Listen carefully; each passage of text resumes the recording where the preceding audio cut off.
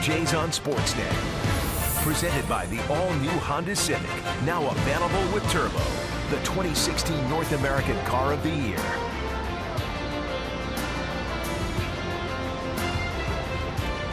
Welcome inside Rogers Center. It is a cold, brisk day outside, but nice and comfortable inside. It's been awfully comfortable for the Boston Red Sox so far in this series.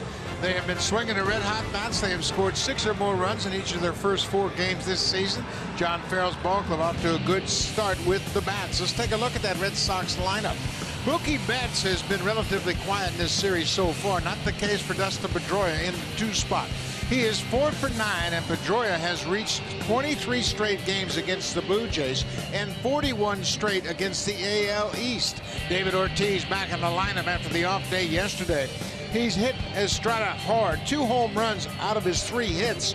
David Ortiz is the DH today. This lineup is a tough one, balanced all the way through the order. 28 runs in 4 games, averaging 7 runs a game for the Red Sox early on. That is going to be the job of Marco Estrada to shut that one down. Missed most of spring training with some back tightness, went on the disabled list, comes off of it today to make his first start of 2016. He made a career high 28 starts last year. Remember, he started the season in the bullpen last year, made 5 relief appearances, came into the rotation on May the 5th, and he was outstanding. In the second half of the year, just seemed to get better and better. He was building on just a 183 average since the All-Star break. That was #1 in Major League Baseball. Defensively behind Estrada, Michael Saunders back in left field, and Pilar and Bautista in center and right.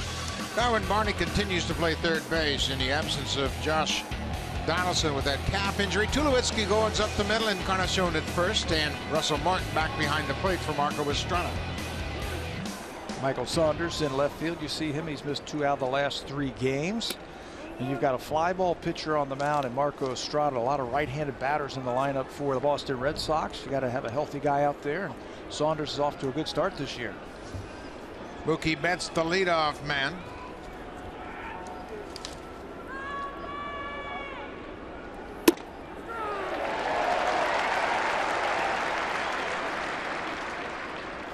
Betts 1 for 9 in the series, off to a bit of a slow start, batting 158. But he has hit a home run. Snapped an 0 for 15 in the ball game yesterday. They have pitched him tough. What are the keys for you in Estrada's first start here? What are you looking for? I'm looking for strike 1 for Marco. He's got all those different type of pitches that we talked about in the opening, but for Marco, establish the fastball early so you can do that right there with the changeup. Great changeup for the first strikeout of the afternoon, and it is Estrada fear here as Marco gets his first strikeout of the season. A couple of fastballs away, you put that in the mind of that hitter, and then you drop that dead fish on him, that changeup, and Betts comes up empty on that one.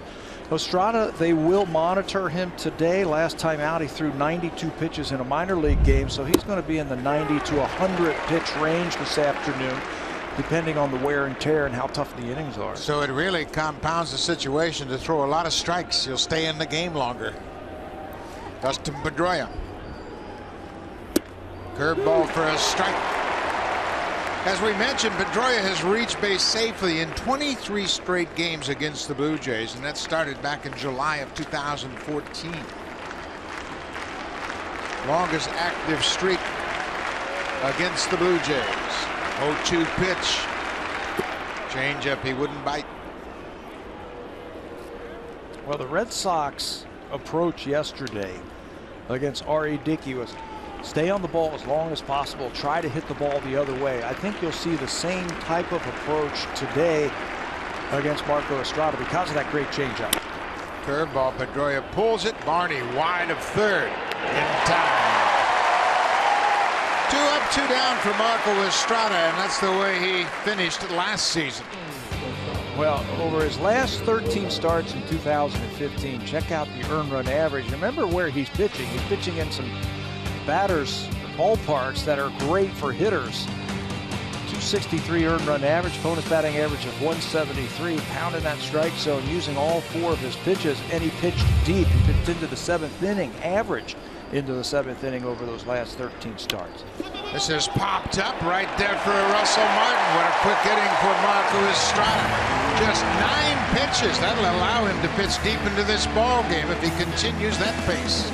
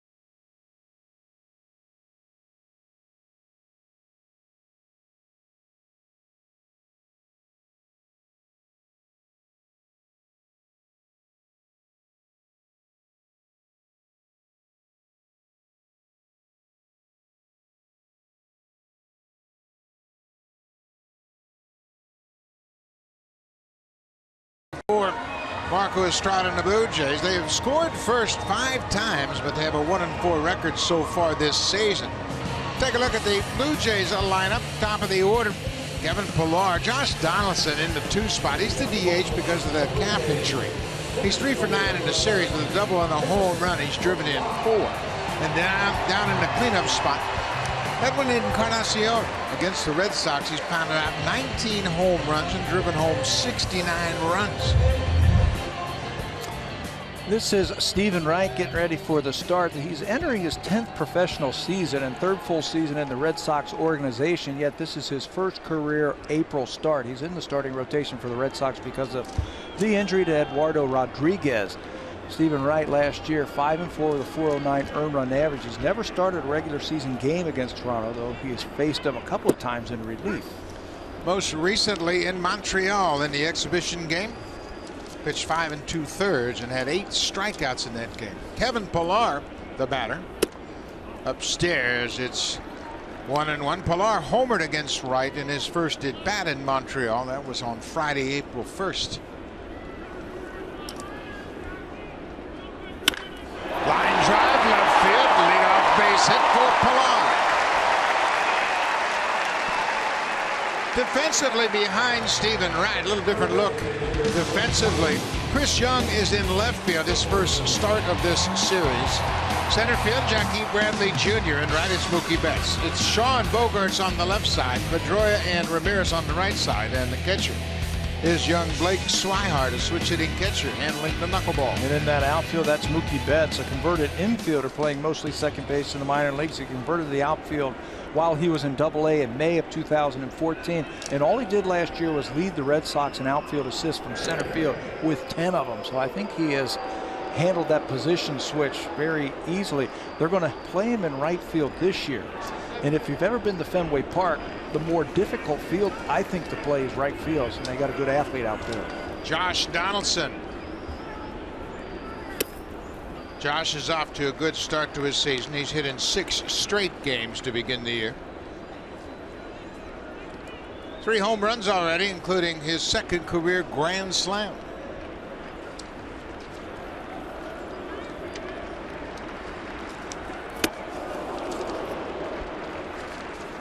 Well, Pat, we saw R.A. Dickey yesterday had probably the best knuckleball I've ever seen him throw. And today the Blue Jays, other side of the coin, they've got to hit a knuckleballer in Stephen Wright. How are they different, those 2 pitchers? Well, they're both knuckleball pitchers, obviously. That's where the similarity stops. Stephen Wright will use other pitches. He's not exclusively just a knuckleball type of pitcher. I remember after that start that we faced him in Montreal that you were just talking about, John Farrell was saying he had a good curveball. He also had a good fastball. He had 8 strikeouts, and he's trying to get more outs with his breaking ball. I know it was at the end of spring training, but he'll use that knuckleball. Dickey's is a little bit harder. This one floats just a little bit more. Donaldson went 1 for 3 in that game against Wright. Dickey had a terrific knuckleball yesterday. Josh Donaldson, who has been the exclusive catcher for Dickey over the years, said it's the best knuckleball he's ever seen him throw. And Tolley was really surprised because he said in the bullpen he had nothing. And then he got out in the game and it was dancing everywhere. And Josh Tolley really took a beating yesterday. Doesn't that happen a lot, though, with guys? You have a terrible round of batting practice and all of a sudden the lights turn on and the game starts and you're locked in. 2-2 to Donaldson. Up the middle, past Pedroia into center. So that'll bring the red-hot bat of Jose Bautista to the plate. 2 on, nobody out in the first. And this is what Jose did yesterday against Rick Porcello. Slider in the middle of the zone, and if you leave it up there, you throw it up there. Blue Jays have some hitters in that lineup who can turn it around. This is in the 3rd inning then, another home run. The only run scored by the Blue Jays yesterday came on home runs. Jose Bautista's got that knack of getting it out in front. He had 22 home runs last year when he pulled the ball to left field. That's when he is at his finest.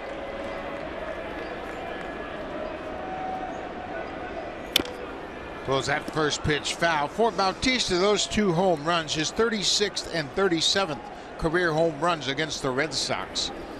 He is second among active players in that department. Only Alex Rodriguez of the Yankees has hit more, and Rodriguez has 57.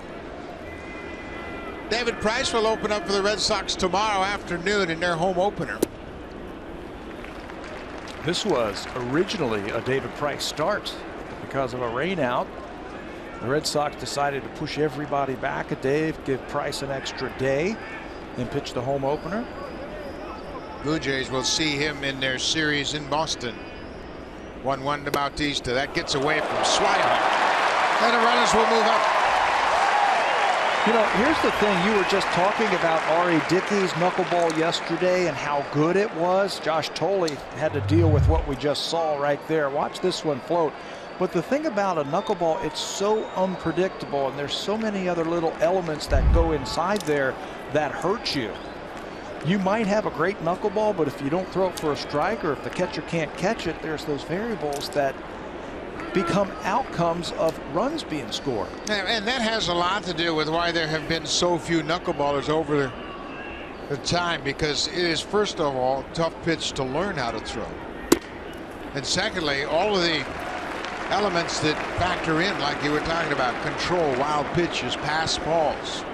It's great if you've got a good knuckleball, but it's got to stay in the strike zone. You got to make these guys offer at it. Fouled off the catcher's mitt. Full count now. You saw Edwin Encarnacion on deck. He'll bat after Bautista. Jose asking if that ball was up, just to make sure with home plate umpire Hunter Wendelstedt if it was a strike.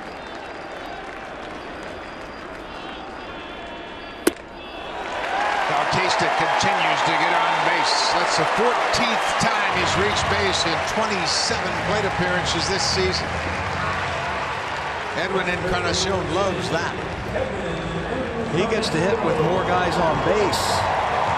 John Farrell's not liking what he sees here in the first inning. A couple of hits, pass ball, and a walk have set the stage for Edwin, and he loved this last year. He had 3 grand slams last year. He's got 9 career grand slams.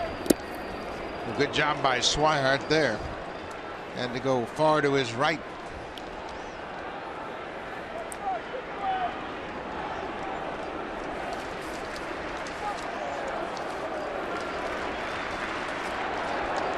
.323 averaged to go along with those 9 grand slams. Fouled it out the end of the bat.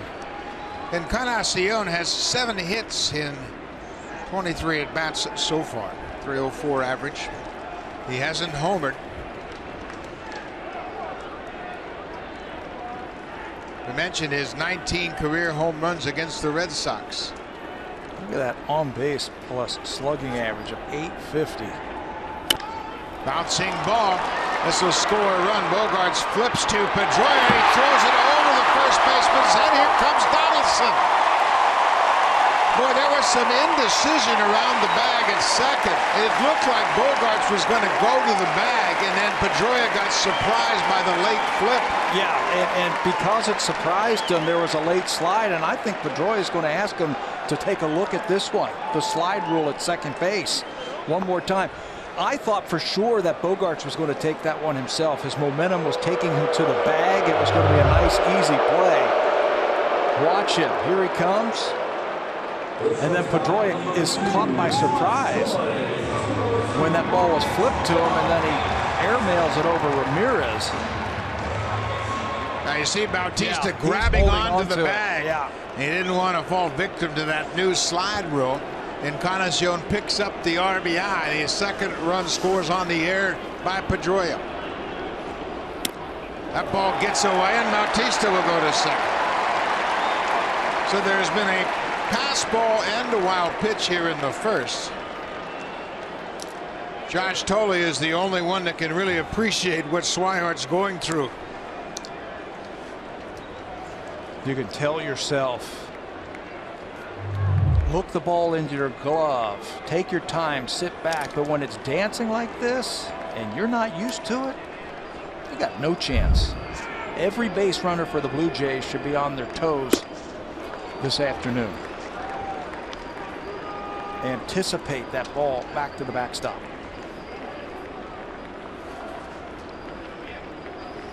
Troy Tulowitzki with the count in his favor, 2-0.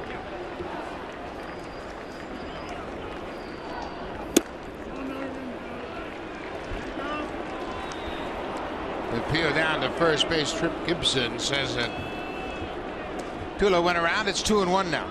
2 runs in here in the first.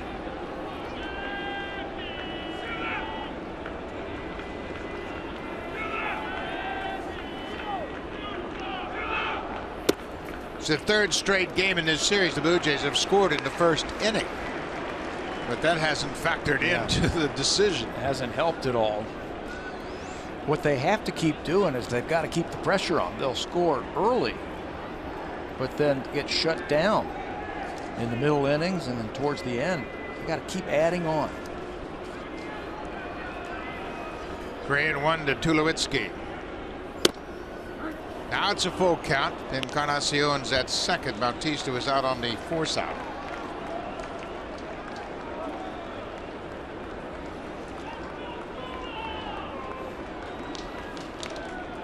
Michael Saunders anxious for a turn at bat.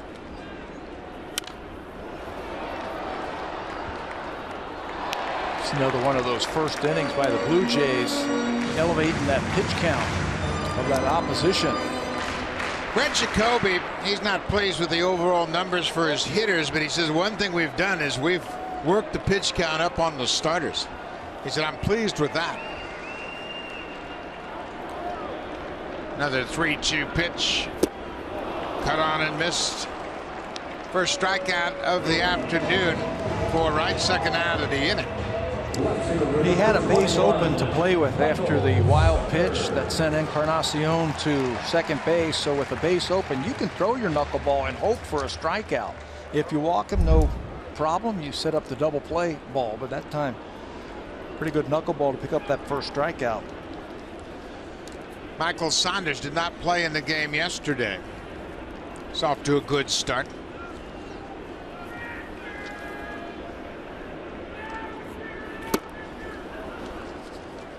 Michael also had a nice game against Stephen Wright when they were in Montreal. He homered his first time up. That led off the bottom of the second inning. A deep home run to straightaway center. Then he had a base hit to left field. That was a pretty swing. That would be a nice approach right now with a runner at second base and 2 outs. Just a nice single right over the shortstop's head.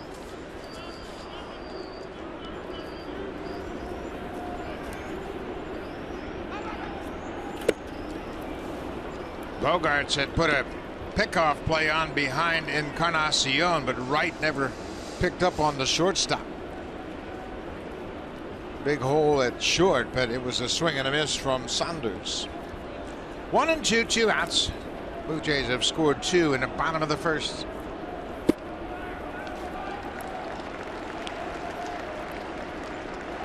Pilar and Donaldson singled to start the inning. Bautista walked, and Encarnacion scored a run with a fielder's choice, and then Pedroia's error allowed the second run to score.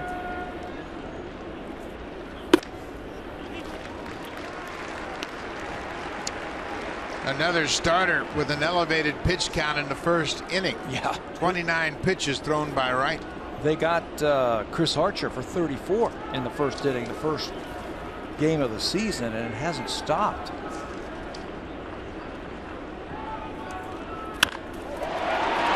Just foul, and it's unfortunate that Ramirez didn't get a glove on that, because he reached for it and it had it tipped his glove in fair territory and then gone off the glove. It would have been an RBI hit for Saunders. And a run for the Blue Jays. Watch this ball. Ramirez goes after it, doesn't come up with it, and you can see the hook on that ball. Gives you a great illustration of what the fielders have to deal with, especially when you've got a knuckleball pitcher out there and a guy really hooks the ball like that, how much it moves. This popped up over near the Blue Jays dugout. Swihart will misplay it. It hit the cable, I believe, and that's why it came back on the field. He got over there, and there's a support cable that holds up the screen behind home plate, and it may have hit that. Yeah, that above Russell Martin is holding up that netting. He got to the corner, but the ball ended up right in front of the entrance of the Blue Jays dugout. Another 3-2 pitch to Saunders. Bogarts this time gets the throw, but Encarnacion is safely back. Well, you're trying to shorten up his lead there with 2 outs, base hit. You want to give your outfielders a chance to make a play at the plate.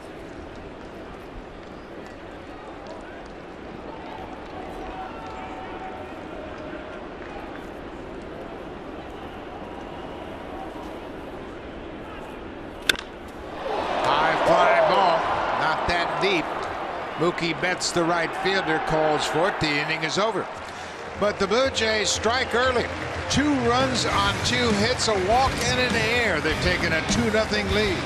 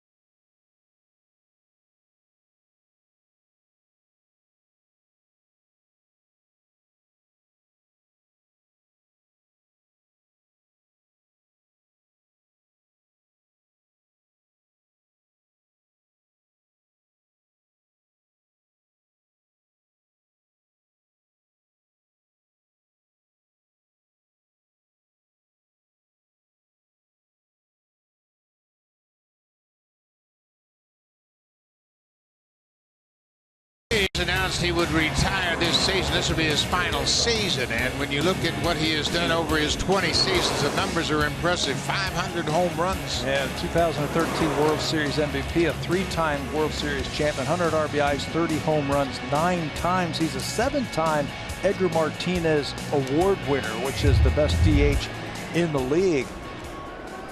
7 career seasons with at least 30 home runs as a DH, which is also a record. Frank Thomas and Jim Thome have 3 each. Well, when you talk about David Ortiz, you mention Hall of Famers every time you put him in the category with Ortiz. He's hit 2 home runs already this season. He's homered in the first 2 games in Cleveland. He also homered in the first 2 games of the season in 2011 and 2016. This time he grounds out to Tulowitzki, who is straight away as short.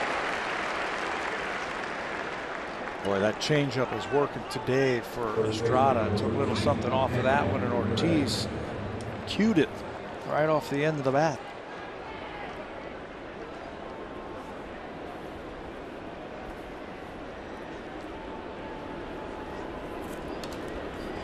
So Hanley Ramirez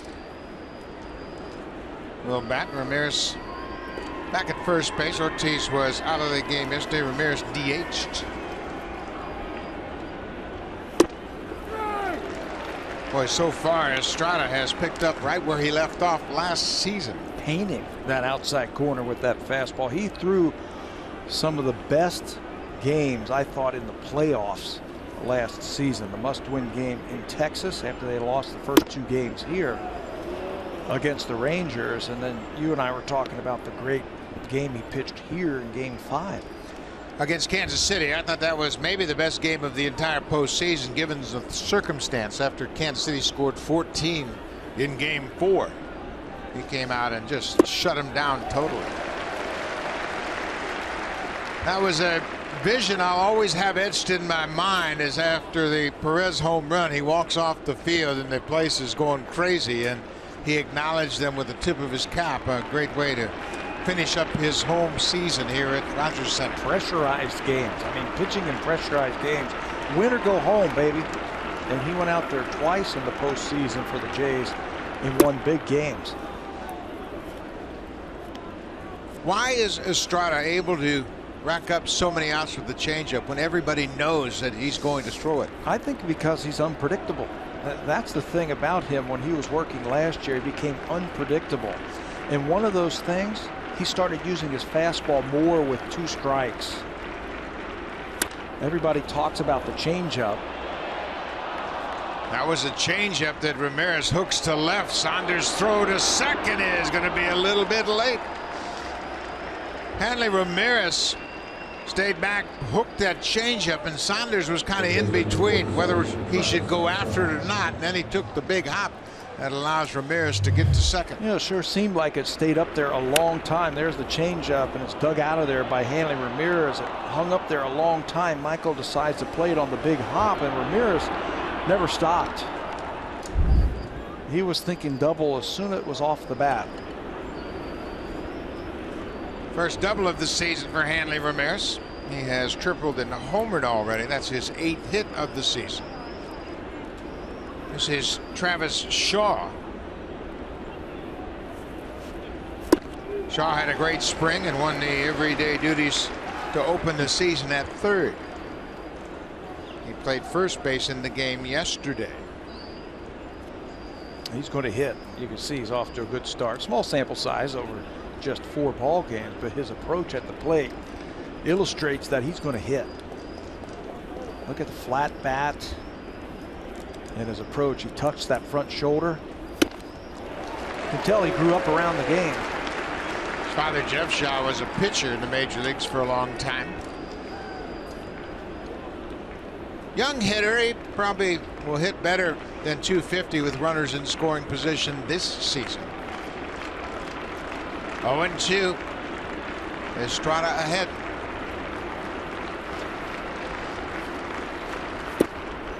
There's the changeup right there to finish up that point about why Estrada can strike out so many batters. If you look at his numbers from last year, everybody knows he's got the great changeup, right? But with 2 strikes, he tends to throw his fastball more than the changeup. It's not an automatic thing to just go to the changeup. 20% more of the time he's going to use his fastball with 2 strikes. And there it is. And it's 88 miles an hour. And you know what? Most pitchers nowadays would say there's no way I can live with an 88-mile-an-hour fastball, but because he sets it up so well, it's effective. A curveball and a cutter and a changeup. Don't tell that to Dallas Keuchel. Dallas Keuchel doesn't throw very hard, and he just won the Cy Young Award in the American League. Very similar to Marco Estrada.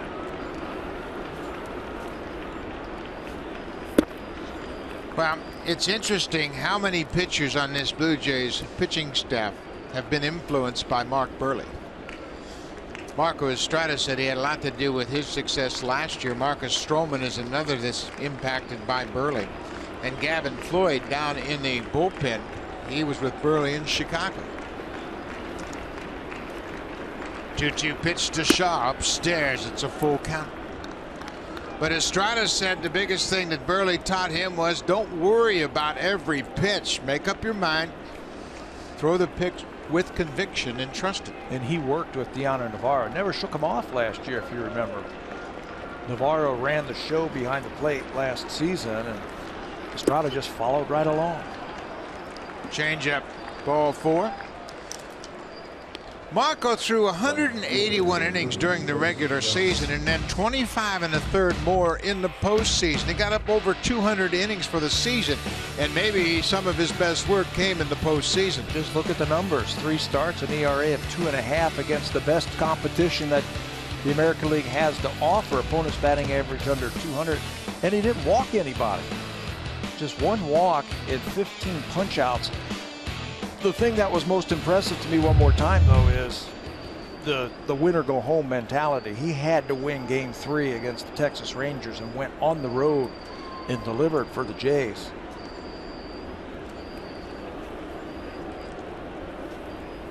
One out. Chris Young getting a start against a right-hander. He was brought in to be the left-handed weapon against left-handed pitchers, but you can see he's getting a start today against a righty. I bet that is to negate that changeup. Try and take that changeup away from him. Just foul. But Marco Estrada is not afraid to throw his changeup to right-handed batter. Doesn't matter. Now, for a long time, pitchers were reluctant to throw arm side changeups to the hitters from the right side because they had the feeling the ball ran back into their power. But the value of the changeup is that it's going to be out in front of the hitting zone. You have to. You can't eliminate one pitch, especially your best pitch, just because the guy hits right-handed. Big strikeout. The slow-mo cam is brought to you by Rogers 4K TV. Get closer to the action with 4 times the resolution of HD alone. Well, I hope we have the slow-mo cam on the changeup because it'll show you. Look at that thing coming out of his hand. The super slow-mo makes the changeup look even slower. It looks beautiful. It really messed with the timing of the hitter. Both strikeouts for Estrada coming on the changeup. Blake Swihart, switch hitting catcher, at 274 a year ago.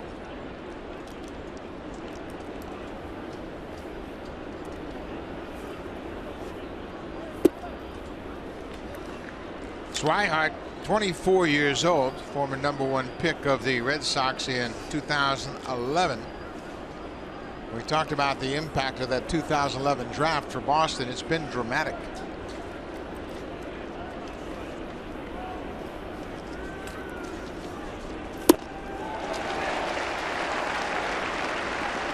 It's really interesting how many funky swings Estrada gets. Back and forth in between hitters. Really never have 2 good swings in a row against him. You better not guess against this guy, or you're going to guess wrong because he's got so many weapons. Popped up. Tulowitzki ranges out into the outfield, calls for it, and Marco Estrada pitches out of the jam here in the second. A double, a walk, but he strands 2. 2-0 Jays.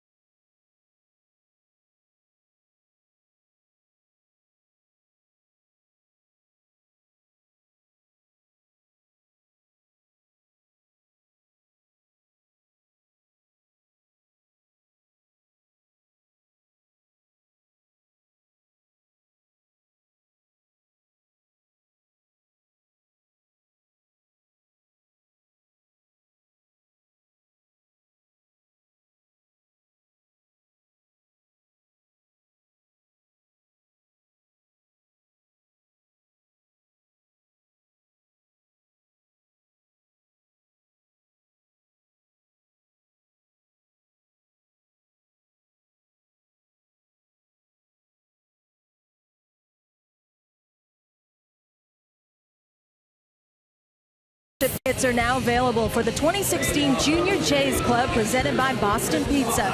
This year's membership kit features a Blue Jays ball cap, sunglasses, backpack, and more. Exclusive access to members-only events such as an autograph session and photo day with Blue Jays players. Purchase your membership kit at any Jays Shop location or by visiting jayshop.ca. Buck. Thank you very much, Hazel May, and a very good crowd here this afternoon again. Another sellout crowd. Yankees will be in town starting Tuesday night, so make sure you don't miss that. First time we get a look at the 2016 version of the New York Yankees. They're off to a 3-2 start. They're in Detroit tonight, Sunday Night Baseball. They might be the happiest people in baseball coming to Toronto.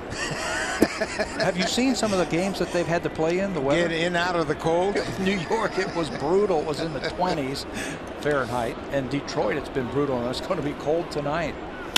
Russell Martin grounds it to short. Bogarts takes his time. High throw. Martin tries to get around the tag, and Hanley Ramirez stays with him. Red Sox committed an error in the first inning. Dustin Pedroia, a throwing error, led to the second Blue Jays run. That ball was high and wide at first.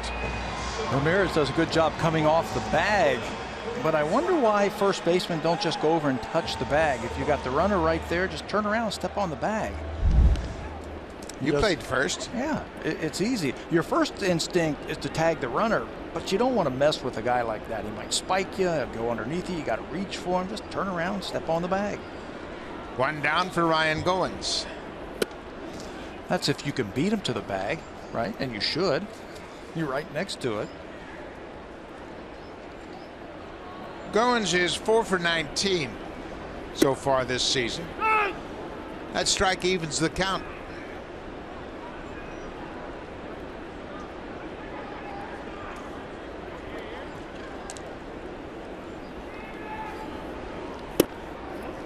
That's a good knuckleball, but it misses low. Do you sense any urgency in the Blue Jays hitters? No, not yet. You know, I think everybody's confident in their own skin and what they can do and what they will do. What I'd like to see today is the type of approach that we saw yesterday from the Red Sox against R.E. Dickey. They stayed inside the ball, and they stayed and waited for that thing to break and then went the other way. Josh Donaldson's at bat was outstanding. Take it right back through the middle. His first time up.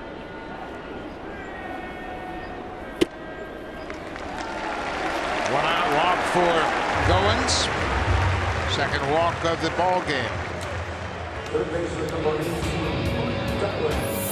Save during the homeowner sale only at Home Hardware and Building Center locations. Homeowners helping homeowners with expert advice.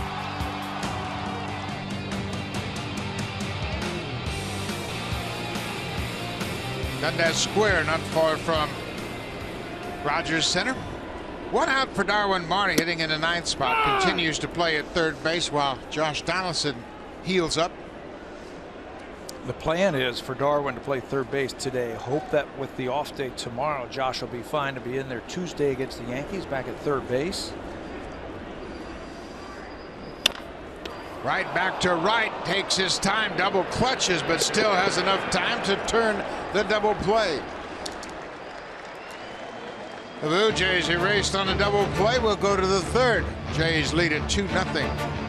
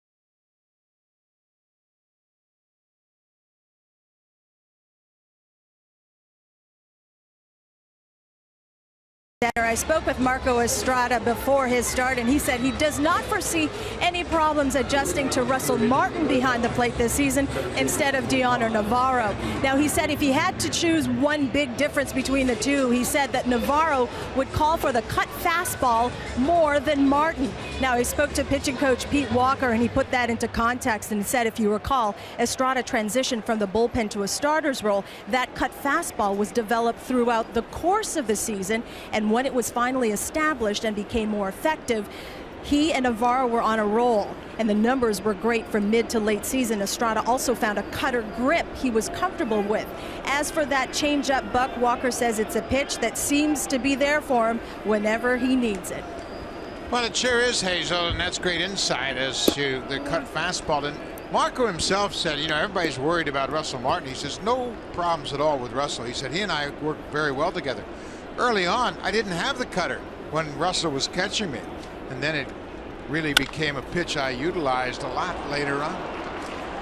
Jackie Bradley Jr. sat back and hit that curveball into right field, leadoff single here in the third. I was watching him when the batter Swihart was hitting last inning, and I was watching Jackie Bradley on the on-deck circle, and every pitch he was trying to time that off-speed pitch, the changeup or the curveball, and he hit it like he knew it was coming, or he was looking for it. He's only had 2 at-bats against Estrada, 2 for 2 with a home run.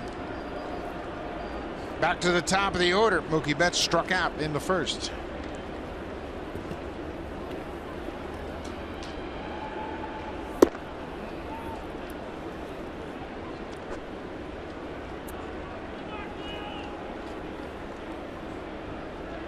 Red Sox, they have a very balanced attack. They've got some power, but as we saw yesterday, they'll go the other way. They can play hit and run, especially with Bradley at first. They've got power. They don't have a lot of power, not like your typical American League East team, but what they have, they've got good hitters, guys who make adjustments. This is the second time through the lineup now for Marco Estrada. He might have to make some changes because you know these guys are thinking about what they want to do. They'll make the adjustments, and they're good hitters. 2-1 now. Nobody out. We're in the top of the third inning.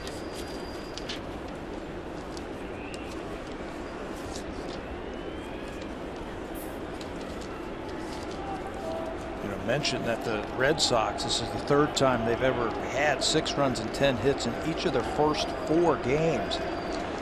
So they're scoring runs and they're getting lots of hits, not necessarily a lot of home runs, but using the whole field. There's a perfect example of a pitcher's ability to diffuse a hitter count. It was 2-1. He threw him a great changeup, and he had a very choppy swing at it. And as a hitter now, you're saying, okay, what's he going to do now? What's he going to throw? High fastball, tie him up with the fastball, changeup, curveball.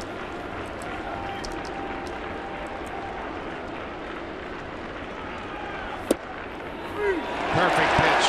Boy, Russell Martin held that glove steady down and away, and Estrada delivered. Struck him out last time, the first batter of the game, with a changeup. So I think Mookie was thinking changeup in the back of his mind, and they cross him up and use that fastball. Watch Russell bring it up and hold it there. You've got to have strong hands and a good framing technique. He might have stole that one right there for Marco Estrada.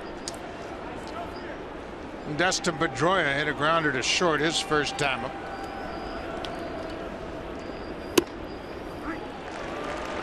Pedroia 4 hits in the series. We had mentioned his hit streak against the Blue Jays. He's reached base in 23 straight games, 41 straight against the American League East.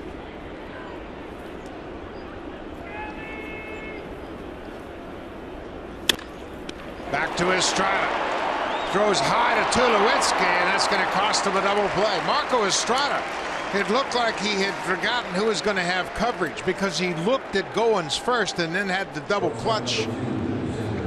Last thing that a pitcher does is he turns around and talks to what infielder is going to come back on a comeback or who's going to cover the bag. And you're right, it looked like he had a look at Goins and then had to flash over to Tulo. Tulo Does a good job of catching it and then making sure he comes down on that base to record the out at second. And Marco saying, that's my bad. I forgot there momentarily. 2 outs now. That'll bring up Xander Bogaerts. He rips it down the right side, and that's a fair ball all the way down into the corner. Dustin Pedroia is being waved around. Goins has a strong arm. Here's the throw to the plate. In time! He got him!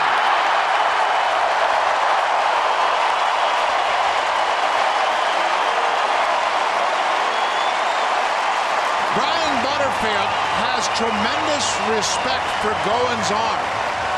And with 2 outs, he took a chance. Bautista digs it out in the corner, makes a perfect relay to Goins, who takes it on the short hop. Look at this one-hop throw to Martin in time to nail Pedroia.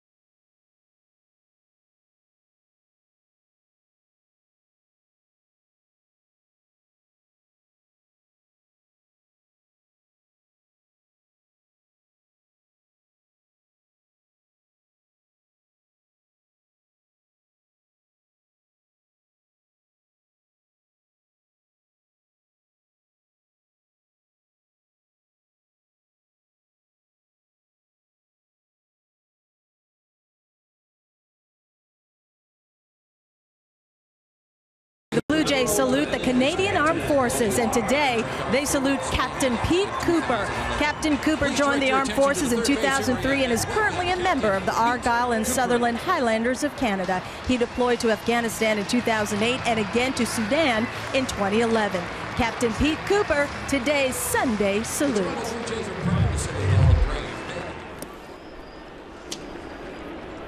Sunday salute, a big part of every Sunday home game here at Rogers Center. We congratulate the men and women from the armed services. Kevin Pillar will start things off for the Blue Jays. Boy, what a great finish to that top half of the inning. I'd like to salute that throw by Goins and the pick by Martin at the end. That was top notch.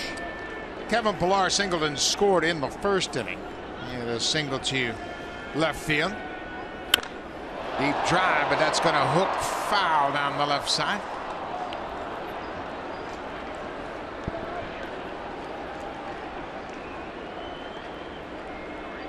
Ryan Goins is a natural shortstop, but he's got that shortstop arm, and he really relishes the opportunity to make a relay throw to the plate. That's a fly ball to center. Jackie Bradley coasts back, makes the catch, and let's go back and take a look at that relay from right field. Bautista does a good job digging it out of the corner and then getting it to the cutoff man. He takes the short hop, Goins, picks it, and then throws a strong throw to Martin. And watch Russell give him a lane to slide, waiting, goes and gets the ball, and then locks him off the plate with his leg. Dustin Pedroia never even gets to home plate. Terrific execution by the Blue Jays. Bautista initiated it with a good throw to Goins, who took the short hop and turned and fired a strike to Russell Martin. You mentioned that Ryan was a shortstop in the minor leagues, and his shortstop arm showed off right there. You got to take this gamble too, don't you? 2 outs, sure. Early in the ball game, and Russell Martin slides that foot over. Once he has the ball, he has the ability to cut off that path to the plate because he had given Pedroia a lane initially. This is Josh Donaldson. He picked up a single. He also scored in the first. He scored on the error by Pedroia, a throwing error over the first baseman.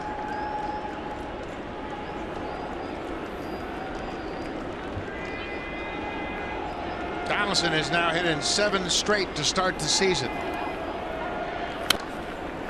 Well, the best thing that we have seen in that first inning is the Blue Jays were able to score a run without the benefit of a home run.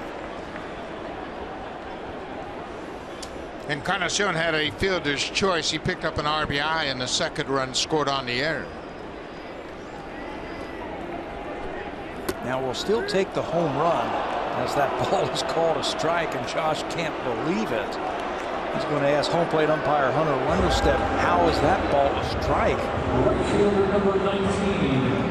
That thing was dancing when it came to home plate. Well, Donaldson just asking. He said, man, last time I saw it, it was a ball.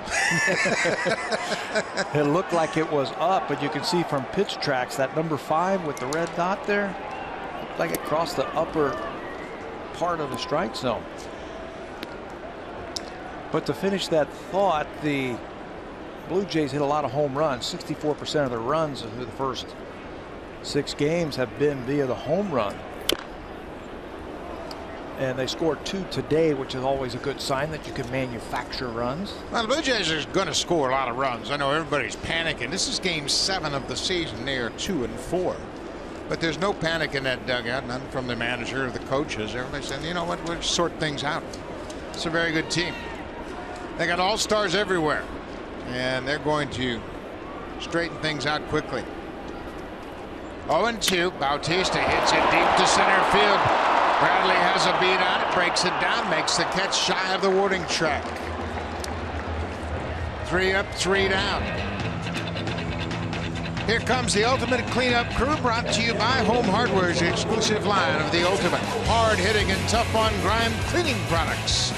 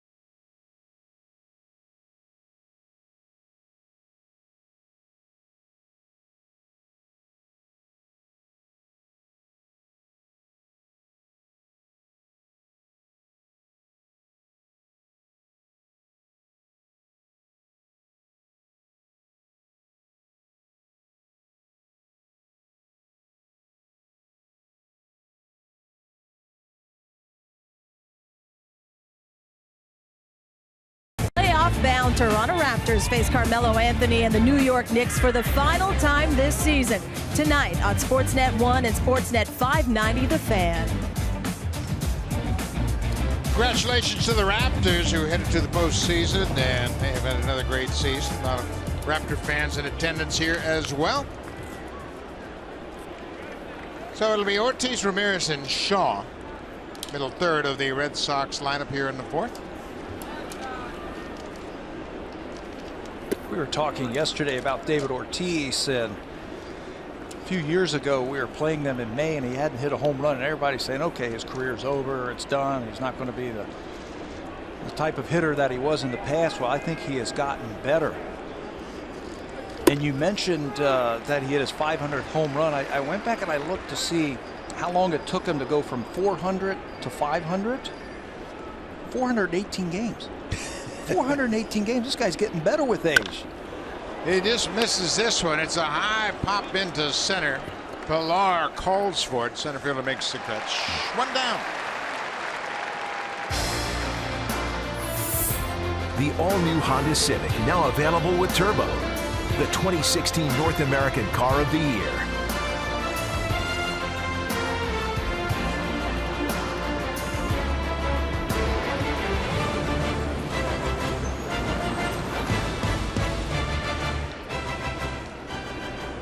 Hanley Ramirez doubled his last time up, but he was stranded as Marco Estrada left 2 aboard in the second.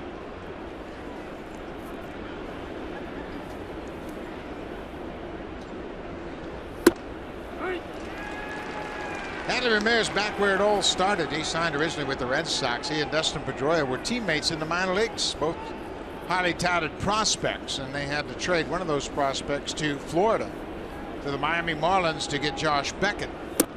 That worked out pretty well for both teams because not only did Beckett have a good run, Boston also got a fellow that was being cast off named Mike Lowell, and then Guillermo Mota as well, and they got a pretty good package themselves. And of course Hanley Ramirez turned into a batting champ. They couldn't go wrong with either one of those guys, Ramirez or Pedroia. I'm trying to rack my brain, and I'm sure I could look it up. There was a pitcher who went from Boston to Miami who was a big prospect at that time. So Miami did a good job.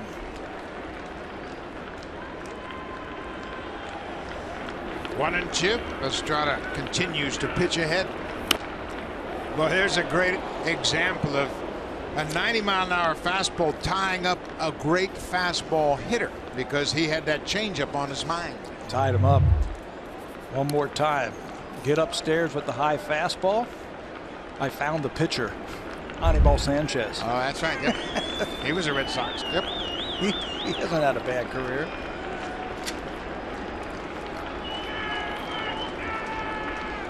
You see Estrada acknowledging the pitch that Martin called was the right one.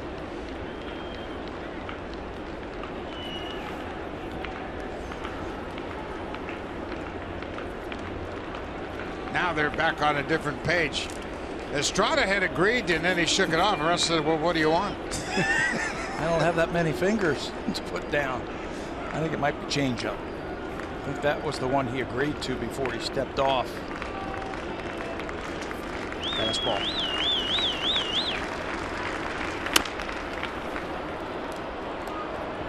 Estrada does what every pitcher strives to do. Pete Walker loves his ability to throw strikes in every quadrant of the strike zone with every pitch. Up, down, in and out, changes speeds. I mean, he can really locate. It's called pitching. There have been a lot of Hall of Famers who've been able to do that. There's that guy named Greg Maddux who was like that. Ramirez got to that fastball. Looked like they hit their spot, but Hanley Ramirez, we mentioned what a good fastball hitter he is. He's 2 for 2 so far this afternoon. He's locked in too. You watch his at bats, and he's fouling off tough pitches, and he's hitting mistakes. And even when you make good pitches, he's getting to them. He's got 9 hits already this season. 1 out for Travis Shaw. Ramirez leaves the Red Sox with 9 hits.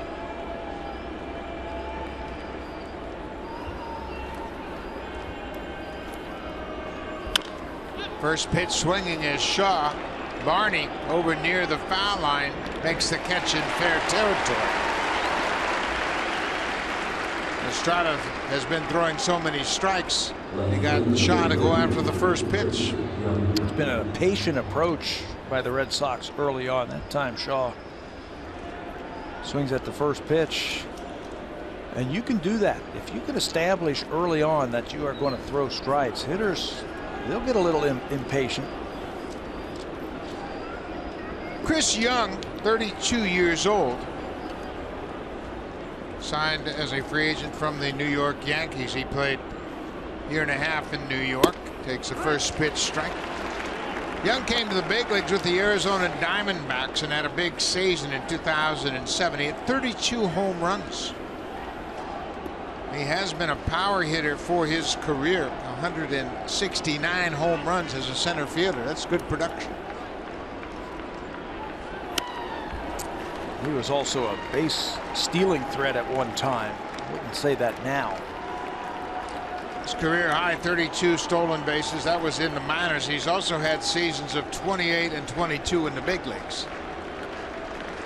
And now he's going to be the platoon partner for Brock Holt to start this season in left.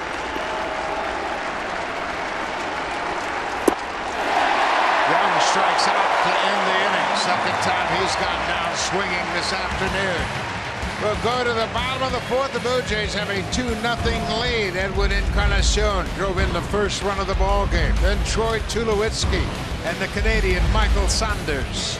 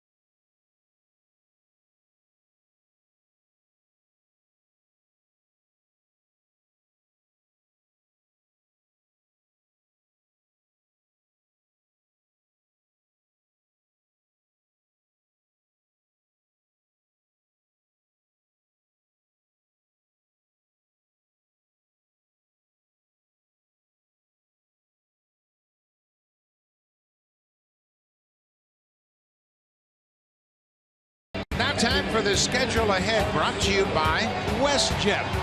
Red Sox will finish up this first series of the homestand. Blue Jays have an off day tomorrow. Then the Yankees are in for 3 night games, and the Blue Jays will match up with these same Red Sox next weekend. 4-gamer in Boston, and then it's off to Baltimore, and then Oakland's back to town. You know, Buck, it's cold outside, but there's going to be plenty of heat on the mound in that Yankees series. You see the pitching matchups for that series? Oof. The Blue Jays and the Yankees, it'll be Pineda, Eovaldi, and Severino matched up in the 3 games against Sanchez, Happ, and Stroman. Thursday night, 2 of the young rising stars in the game, Severino and Stroman. Bogart's right at the edge of the dirt. Strong throw, 1 down.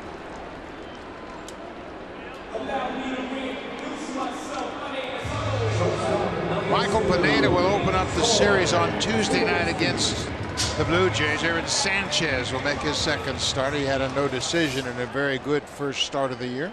And Baldy's got a lot of strikeouts, and Severino's got a lot of strikeouts. Stroman, J. Happ can do the same thing. There's going to be a lot of pitching going on in that series against the Yankees, who've been scoring a lot of runs also.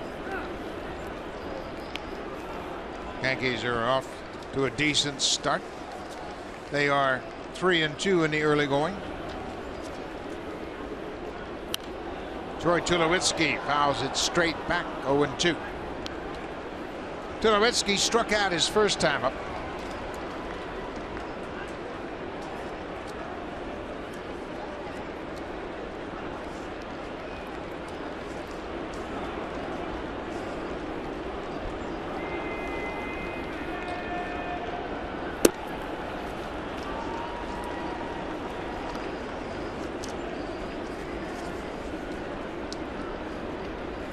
.66 miles an hour on that knuckle. I don't remember Wright changing that much in his mile per hour. That's more like it, up in the upper 70s. Yeah, he'll be in the upper 70s. He doesn't throw it as hard as Dickey, and Dickey will vary his much more consistently than Stephen Wright does. He's learned some tricks from RA. RA's given him some pointers, hasn't he? Yeah, they have had conversations in the past about grip, mechanics, deliveries. It's a small fraternity, so you have to exchange information.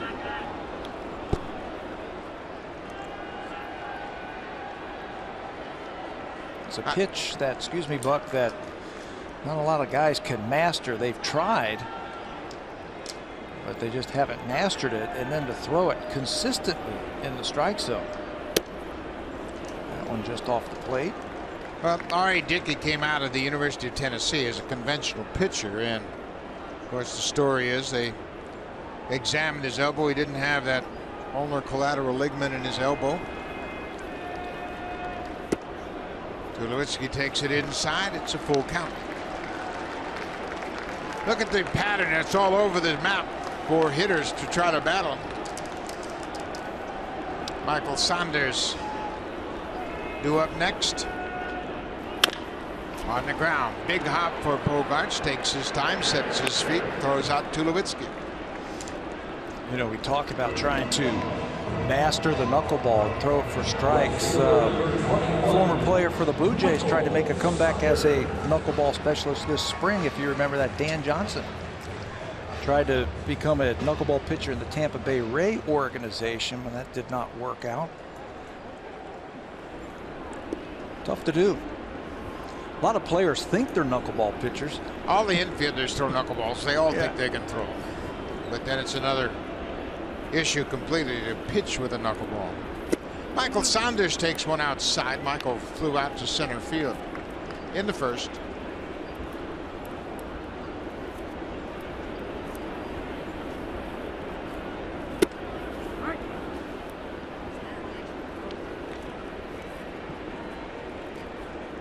After the All-Star break last year, Wright started getting more of those knuckleballs in the strike zone.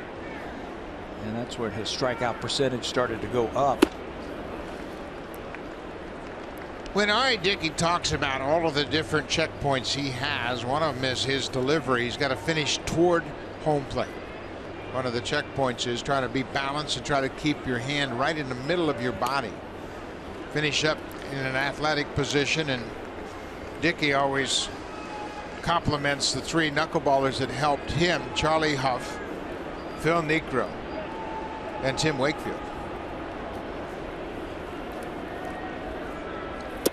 Boy, that's a good one, and Saunders checked his swing, takes a 2-out walk. You know, it's a pitch also that if you're off just a hair, if you get under it a little bit, or if you get over, if you get on the side of it, the ball's dancing already. And it's going to dance right out of the strike zone. Doesn't take much to be off. Well, everything has to be nearly perfect for a knuckleballer to have success. Yesterday, R.A. Dickey had his best knuckleball, and he still had problems. Russell Martin takes the first pitch strike. That may have been a fastball. 84 miles an hour, I think it was. A faster ball. Okay.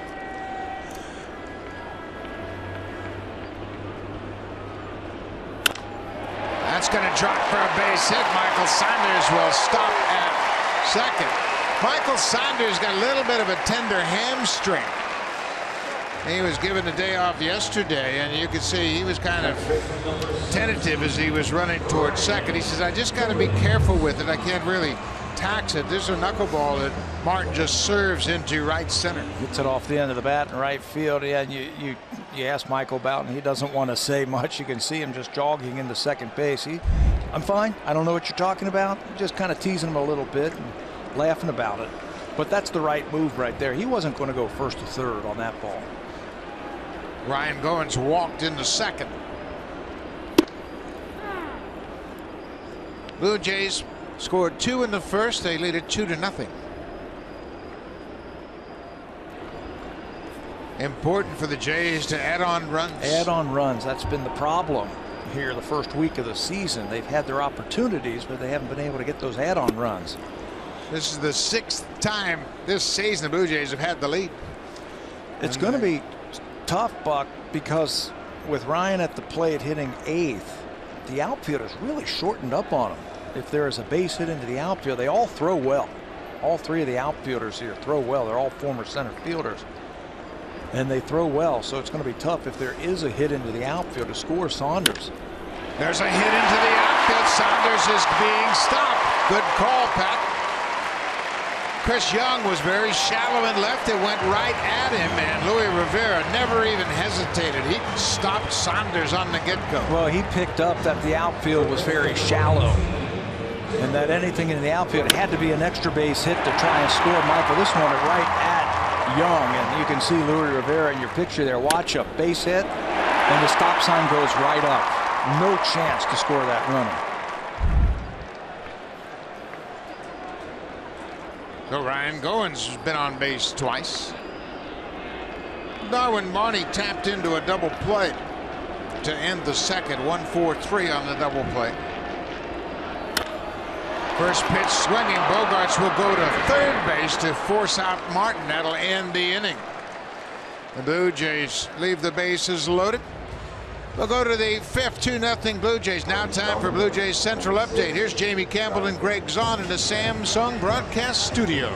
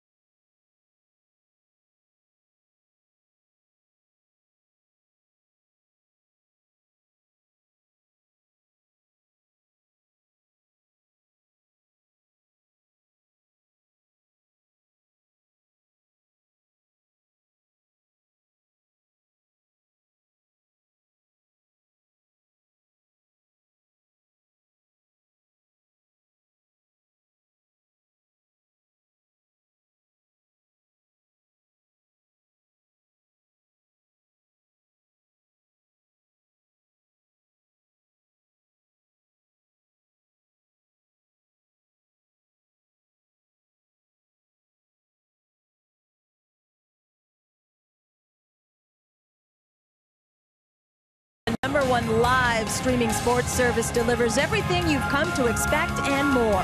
Watch every out-of-town, out-of-market game live in true HD on over 400 supported devices.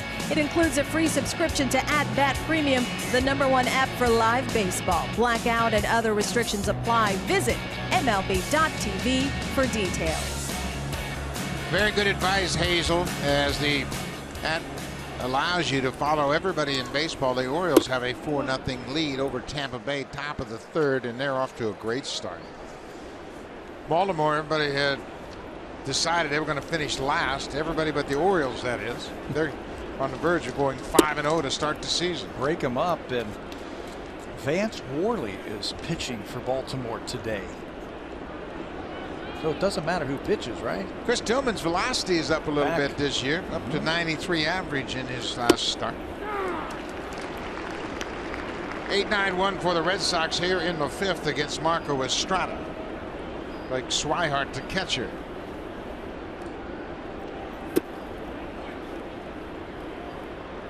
Estrada will never run into too many problems if he keeps the ball down where it is right now to Swihart, bottom of the zone.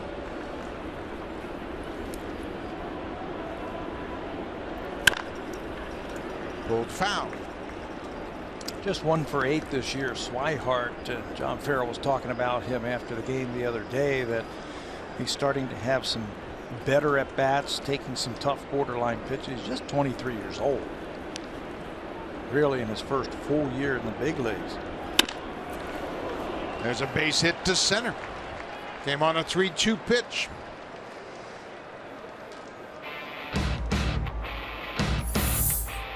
This Blue Jays Rogers 4K broadcast is powered by the Samsung 4K SUHD TV.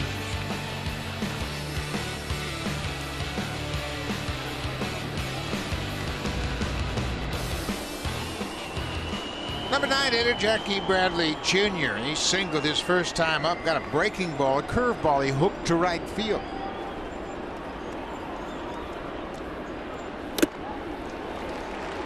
He's only had 2 at-bats against Marco Estrada.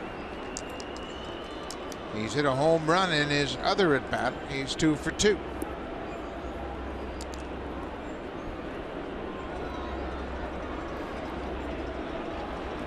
Got to get this guy right here. Fly ball to left. Saunders ranges back. He's got room. 1 down. Let's check in with Jamie Campbell. Right fielder number 50, Betts.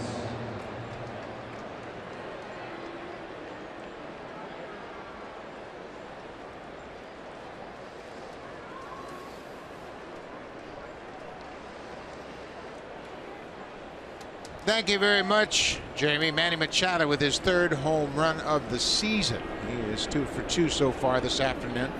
Off to a good start. 1 down, back to the top of the order. Mookie Betts goes after the first pitch and pops it over the Red Sox dugout out of play. Mookie Betts has struck out twice so far today. Once on a changeup, once on a fastball. They've kept the ball away from him. So Mookie says, I'm not going to get to 2 strikes. I'm going to swing at that first strike that I see. Hanley Ramirez sitting next to the skipper. He's off to a good start this season. He's 2 for 2 this afternoon, and by all accounts, he has really worked hard at first base.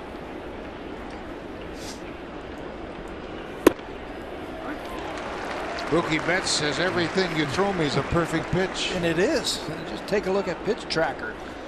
The 2 pitches he struck out on were down and away. That last pitch, look at it there, number 2, right on the black and on the knees.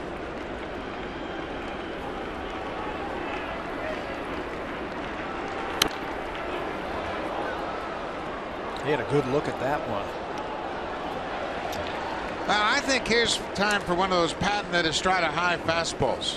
Everything has been down. He struck him out on the changeup the first time, and now it's time to elevate. Throw one upstairs, see if you can't get him to chase. How many times did we see him also go inside with that fastball too? And I'm with you. And if you miss up, you can come with a curveball after that. There's a high fastball. They were trying to go down and away and missed their spot. That's a good spot. It just stands that hitter up. We haven't seen too many curveballs this afternoon from Marco Estrada. One curveball he threw to Jackie Bradley got laced into right. That might be coming right here. There it is. Little flare pop up. Goins is there. Makes the catch. Timely use of the hook. Against a very good hitter, a very dangerous hitter, especially against the Blue Jays. He just executed his pitch. There's not much that Mookie Betts could do with that one. Betts is now 1 for 12 in the series. He had 28 hits last year against the Blue Jays. Hit .384. 2 down. Dustin Pedroia. He's 0 for 2 so far. He was thrown out at the plate by Ryan Goins to end the 3rd.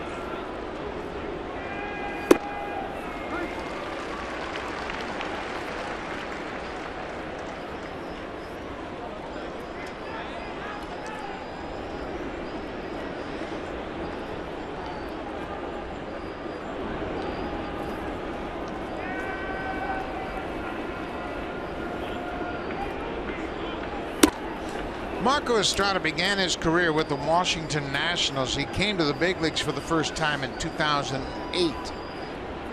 Then he was claimed off waivers by the Brewers in February of 2010. The Blue Jays got him in exchange for Adam Lynn in November of 2014. But Pat, right now, I think Marco has gained confidence. And he has become the pitcher that everybody kind of expected he would be. And the confidence coming last year as a starter with a very good ball club. What did they see in him when they made that trade with Milwaukee? He was pitching out of the bullpen. He was giving up a lot of home runs. But they saw a guy who competed, who can control his fastball, who had an outstanding changeup and a curveball. And all it took was some experience, chance to pitch, and he got that last year when some of the starters faltered, and a cutter. I think the cutter really helped out Marco Estrada last year. Cut on and miss. Pedroia is 0 for 3. Estrada is through 5 innings, and he's got a 2-0 lead. Marco Estrada strikes out Dustin Pedroia with that great changeup. His 5th strikeout of the afternoon. Blue Jays lead it.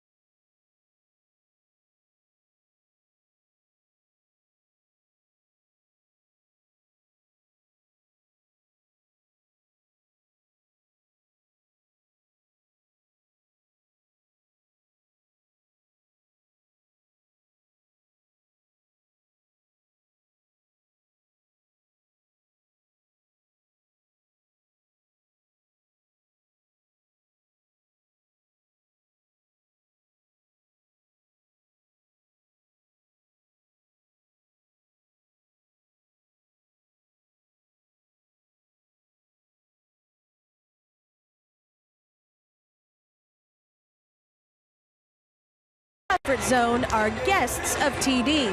Now, if you can't join us here at Rogers Center, catch all 81 Blue Jays home games in 4K with captivating detail and 4 times the resolution of HD. Every play comes to life. Sportsnet brings you Sportsnet 4K. Visit sportsnet.ca/4K for more information. Rogers 4K TV, and we are going to feature every game this season in 4K. Top of the order once again for the Blue Jays. It'll be Pilar, Donaldson, and Bautista here in the 5th. Blue Jays scored their 2 runs in the 1st. Knuckleball pulled foul.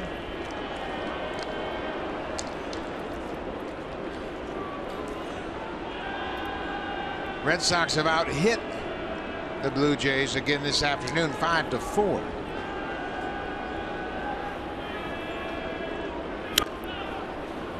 Defenses come into prominence this afternoon. Plays that were not made by the Red Sox and plays that were made by the Blue Jays. Yeah, first inning air contributing to the Blue Jays' 2 runs. Russell Martin made a great tag on the Ryan Goins relay to get Pedroia. Bouncing ball this short. Bogarts throws on the run in time. Well, the Blue Jays have had no problem scoring early in the ball game. They've scored 2 more runs in the 1st inning here this afternoon. And you look at what they have done for the season, Pat. Early has been fine, but the later innings of the game have been a concern. Innings 1 through 4, a team batting average over 300, and they've scored 23 runs. And the big part of that is the runners in scoring position. Innings 5 through 9, just 139 as a team, 3 runs, 063 with runners in scoring position. And now it's the bullpens, isn't it? I mean, 5 through 9, you're facing the best, hardest throwers coming out of those bullpens. Blue Jays have outscored the opponents 20-7 in the first 5 innings, but then have been outscored 15-2 in 6 through 9. But get used to it, folks. That's the way every bullpen in the East is set up this year. They're all set up to shut down the game. 7, 8, and 9. You can forget about scoring too many runs. Josh Donaldson quickly strikes out. He strikes out for a 2nd time this afternoon. You know, we talk so often about sports in general being a copycat league. As you see it one more time, Stephen Wright with his 3rd strikeout of the afternoon. Super slow knuckleballer. Not a lot of movement. If the West Coast offense is working in football, then everybody's going to go to the West Coast offense. If 3-point shooting is your taste in basketball, everybody's going to shoot 3. In baseball, it's the power bullpens because of the Kansas City Royals. What they have done over the last few years. They've had power bullpens. Now everybody wants to have power bullpens. Well, the Yankees went out and made a trade for Aroldis Chapman to fortify an already dominant bullpen. Betances and Miller last year were as good as you can get. Bautista hitting with 2 outs. Stephen Wright starting to get locked in, zeroed in with that knuckler.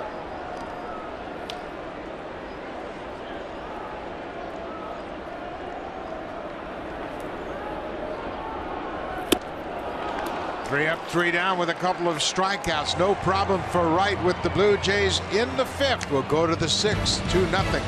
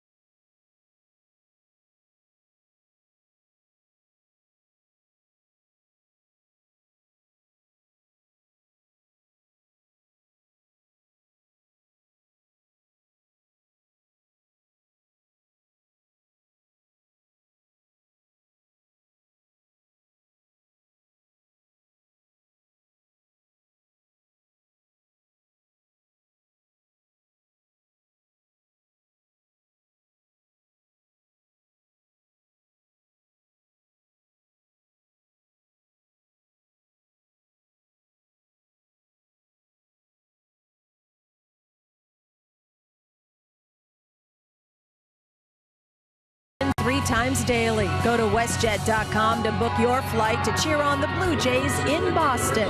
WestJet, proud partner of your Toronto Blue Jays. Buck. Hey, so they can jump on WestJet and go there next weekend. It'll be a wraparound 4-game series. You get a Friday night game, then afternoon games Saturday and Sunday, and a morning game on Patriots Day. That's the day of the Boston Marathon, so you can really have a packed weekend if you go to Boston next week on WestJet. 2-0 Marco Estrada in his first start of the season. Another terrific outing. Marco last year made 2 starts against Boston. He was in 3 games against the Red Sox. Pat, it doesn't get any better than that first pitch strike. Yeah, pounding down low. Bocar's, he's got a lot of these Boston Red Sox hitters talking to themselves. There's the cutter, and that was a pitch that was so important to Estrada second half of the season.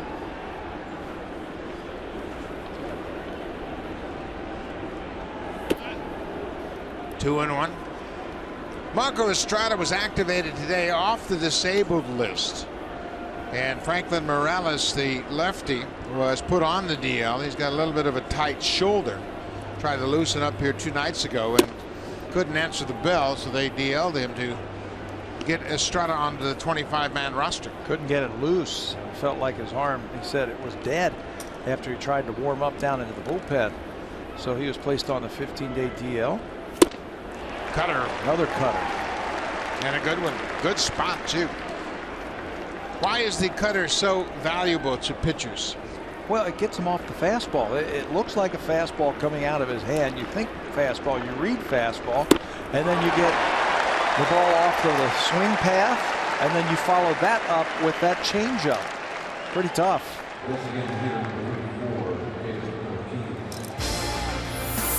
Save during the homeowner sale only at Home Hardware and Building Center locations. Homeowners helping homeowners with expert advice.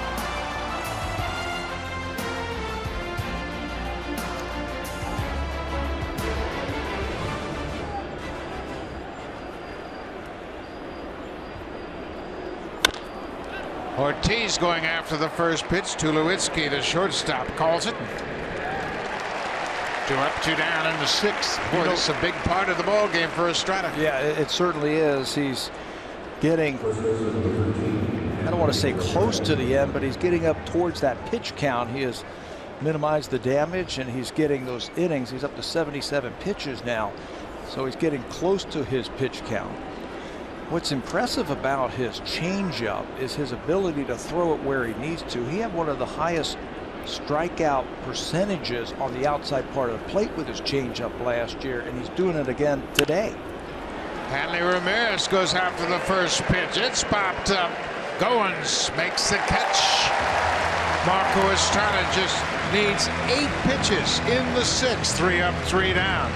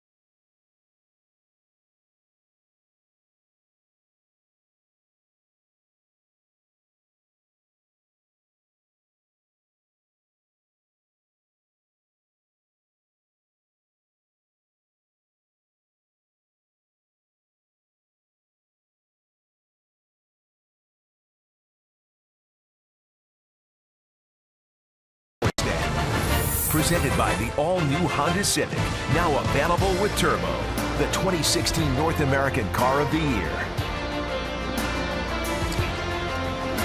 Cool afternoon in Toronto. Warm inside, and nobody's hotter than Marco Estrada.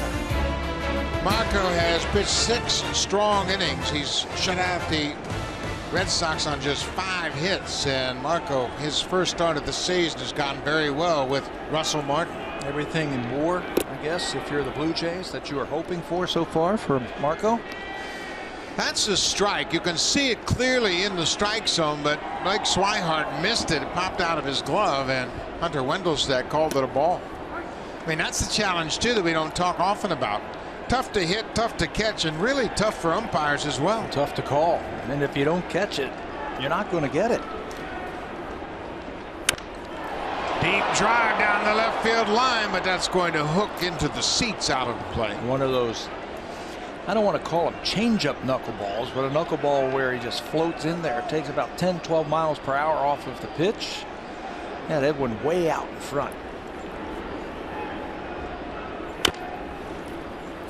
Little dribbler up the third baseline. That's going to go foul. We talk about the challenges of umpiring with a knuckleball pitcher on the mound. Hunter Wendelstedt is the son of the late Harry Wendelstedt, who was a National League umpire for 30 years. He's been around the game his whole life, and his umpiring father was a real iconic National League umpire, Harry Wendelstedt. He had an umpiring school for years. And Hunter's now carrying the tradition of the Wendelstedt name.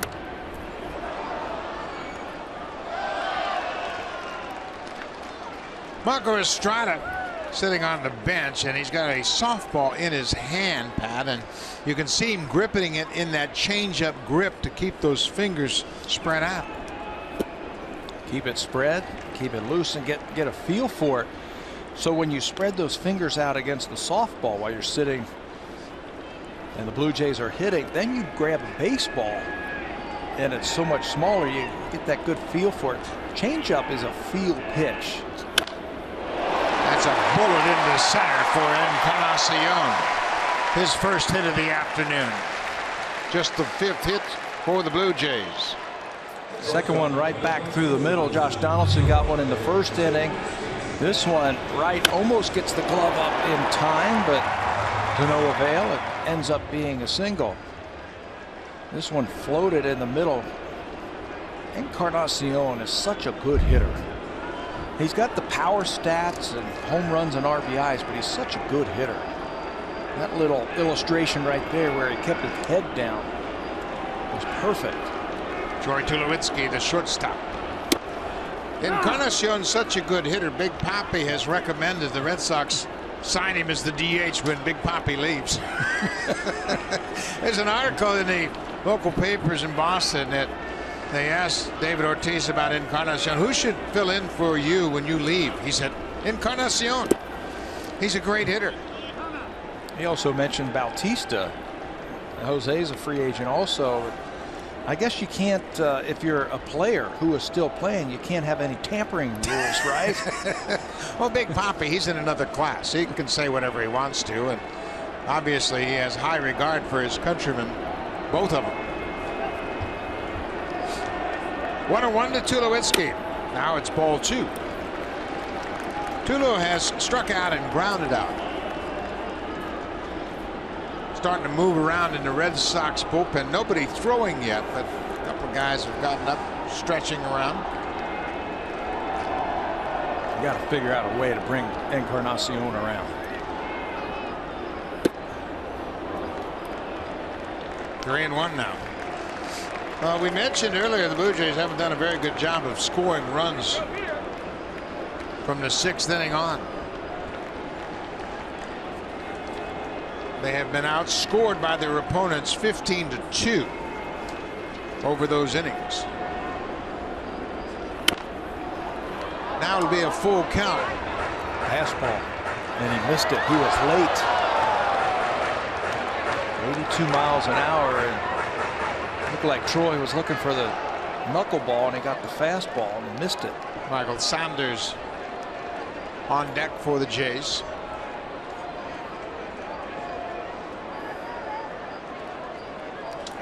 Start the runner here, take a shot. I was thinking the same thing. Just try maybe open up a hole. It might make Tulowitzki really concentrate on that ball and try to make contact. Not running. Up the middle, glove by Wright. Pedroia at second for 1. Back to first. They should have started the runner. 2 down. Let's check in with Jamie Campbell. Left field number 21, Michael Sucker.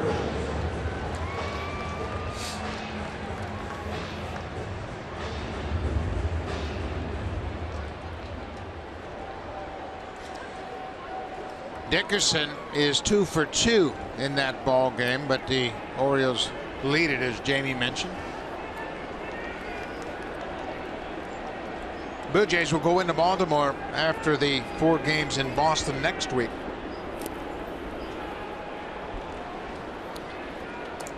The entire division is going to be a dogfight. There's not a patsy in the division, and everybody has their warts, everybody has concerns.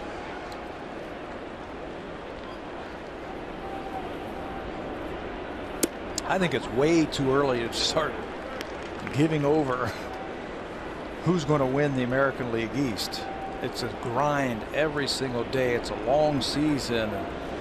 You never know what the season's going to bring. Check swing, Tapper toward third. Shaw takes his time. Quick inning for Stephen Wright. He has pitched well, but he trails by 2.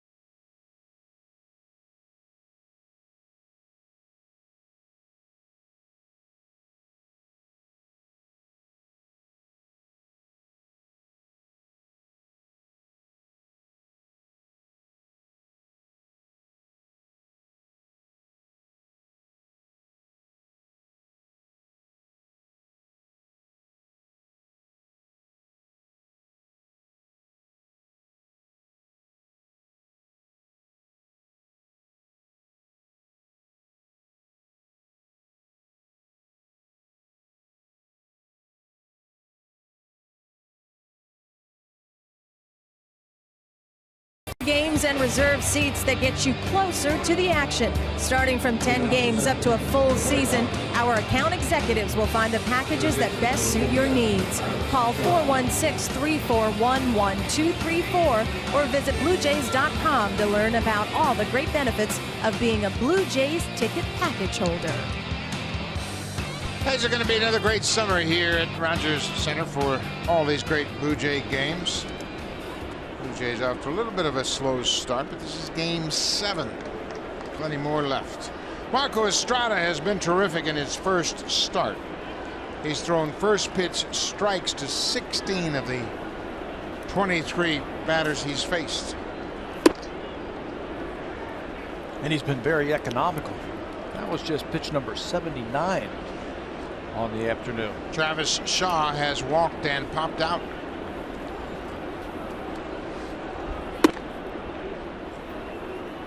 Two and 0. First pitch strikes and first outs of innings. Marco has retired the first batter in 4 of the 6 innings he's worked this afternoon. Now he falls behind. 3 and 0.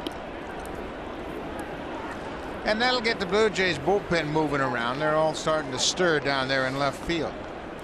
What they will do with Marco, they will watch and they will see if it becomes strenuous, depend on how the innings are going. You got to figure he's getting close to the end. And if there's a hint that he is laboring now in this possible last inning, they'll find somebody to try and finish it off. And now the bullpen is going to go to work. John Gibbons, after the leadoff walk, has gotten the bullpen up. First up will be Drew Storn, the newly acquired right-hander.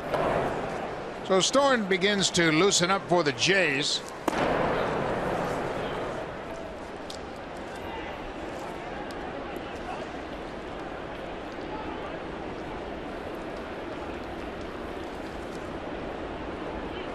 Chris Young, he takes a ball. We mentioned the first pitch strikes, and all of a sudden Estrada has lost the zone. That's 5 straight balls. Chris Young has struck out twice, both swinging. Yeah, and you can't let up either just to get one over, because Young can hit a home run. Curveball in the air, not deep.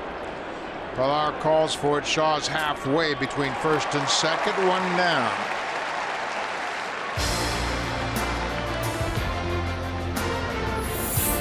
The all-new Honda Civic, now available with turbo. The 2016 North American Car of the Year.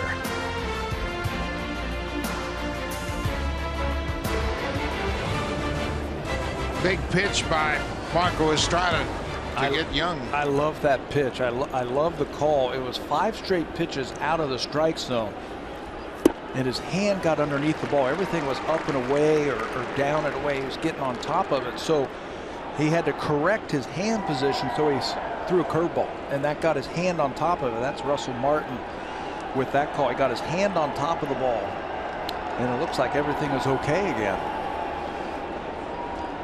0-1 to the catcher, Blake Swihart. Isn't that funny how you get to the late part of a ball game and you're cruising right along, and maybe you're getting tired a little bit and your arm starts to drop a little bit and your hand position drops just a little bit and you can't throw a strike. You make that one simple adjustment, get that hand on top of the ball.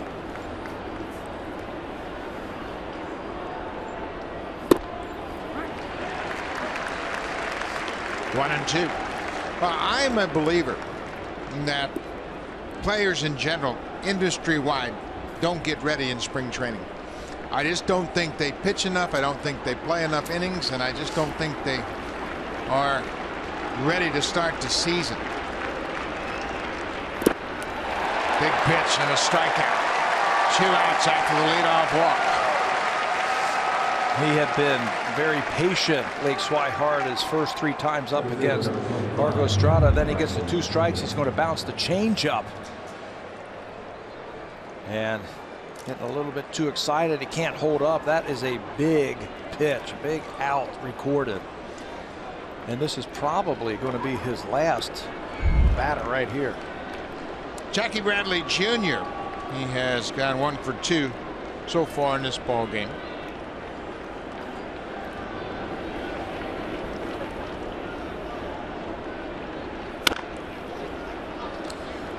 When you look around baseball, there are so many players that are sporting tweaked hamstrings, sore calf muscles, pitchers throwing great games like the Dodger rookie that had a no-hitter, hit 100 pitches out of the game.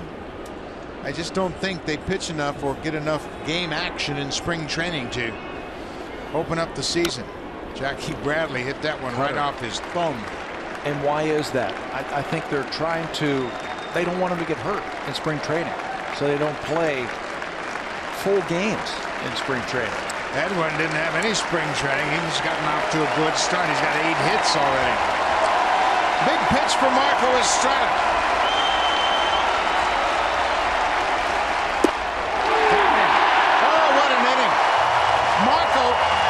With a 4-pitch walk to start the inning, comes back and retires the next 3 with 2 strikeouts. 7 complete for Marco.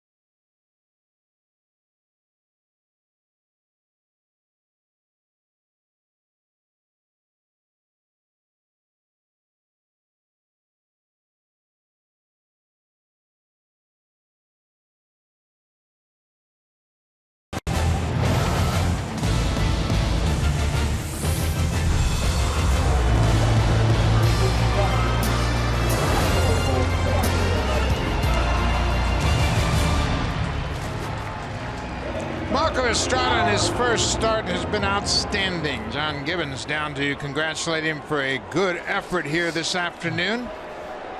Starting pitching has not been a concern. They pitched very well first time through. Just what the Blue Jays needed, a strong effort from their starter. Russell Martin will start things off. Stephen Wright hasn't been shabby in his effort. 2 runs on 5 hits. One of the runs scoring in the first on an error. He's walked 3, struck out 4. Russell Martin has one of those 5 hits.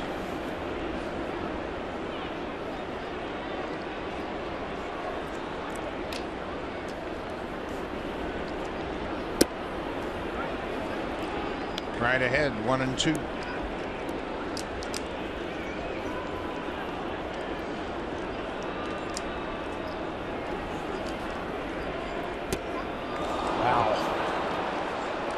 That was a beauty. R.A. Dickey started and pitched yesterday. Stephen Wright, they were originally supposed to match up against one another, but the knuckleball grips. Wright's on the left, Dickey's on the right. Wright is on the left. He is on the left. He's on the left of the baseball. You can see normally you work off the horseshoe of the baseball, and you don't throw it with your knuckles. You throw it with your fingertips. Wright looks like he splits the seams. R.A. Dickey more on the horseshoe of that baseball. Whatever feels good for you. The main thing is you get it on your fingertips and you want to float it. You want to push it off of your fingers while you're throwing it towards home plate. Yeah, and you can see Dickey has really watched closely Stephen Wright. They don't get many opportunities to watch a knuckleballer work. And it's all about the ability to take spin off the baseball. You want it to float to home plate so that wind hits the flat, smooth portion of the baseball, and that creates all the movement. And I can bet that they're going to talk to each other either after this game or next weekend when the ball club is in Boston to talk about. Wright will probably seek out Dickey and ask him what he saw and what he thought. You really have to have the ability to repeat your delivery. I mean, that's probably more important to them than any other pitcher, because the pitch is so finicky and so temperamental. You can't overpower it, that's for sure. Yeah, when you get into trouble, you can't throw it harder. You can't reach back and say, okay, I got this one all by myself. Or you can't try and spin it like a breaking ball like some guys do. You just have to step back, slow down. Fastball drilled in deep down the left field line. That's a fair ball. Ryan Goins jumped on the fastball. Wright was trying to trick him. Ryan's had a perfect day at the plate. A walk-in single and a double. Remember last time he was up, there was a base hit the left field with a runner at second base who he commented how shallow the outfield was. Well, they're shallow again, and Goins is going to take advantage of it. This is over the head of the left fielder Young, and he keeps it just fair down the left field line for extra bases. I'm going to have to start respecting a little bit more power from Ryan Goins. Darwin Barney takes a knuckler for a strike. That's a big run at second base. Blue Jays have only scored 2 runs from the 6th inning on all season.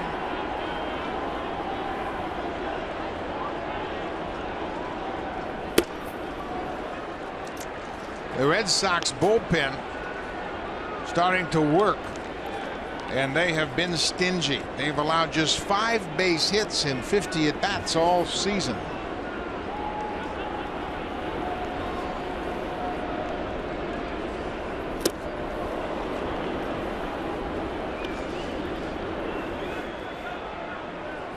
Noe Ramirez loosening up for Boston. They've got a variety of styles down in that bullpen as well. Barney protects with 2 strikes. This would be a good time to really shorten up your swing and really think about staying in the middle of the diamond or going the other way. With 2 strikes, you don't want your swing to be too long, too susceptible to strikeouts.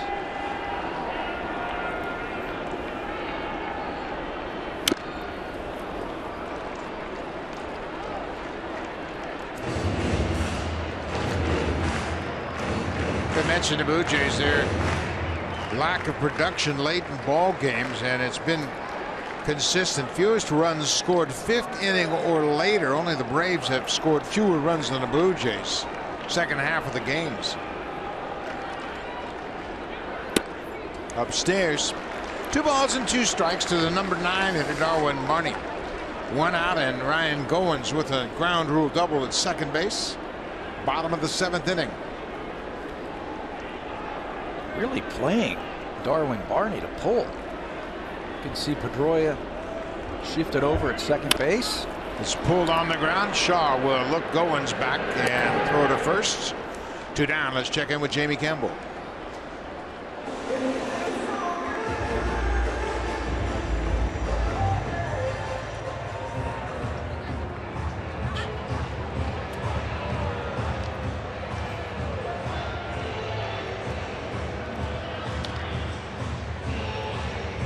John Farrell will take the baseball from Stephen Wright. Another good outing against the Blue Jays. He'll leave trailing by 2. Noe Ramirez into the ball game with 2 outs here in the 7th.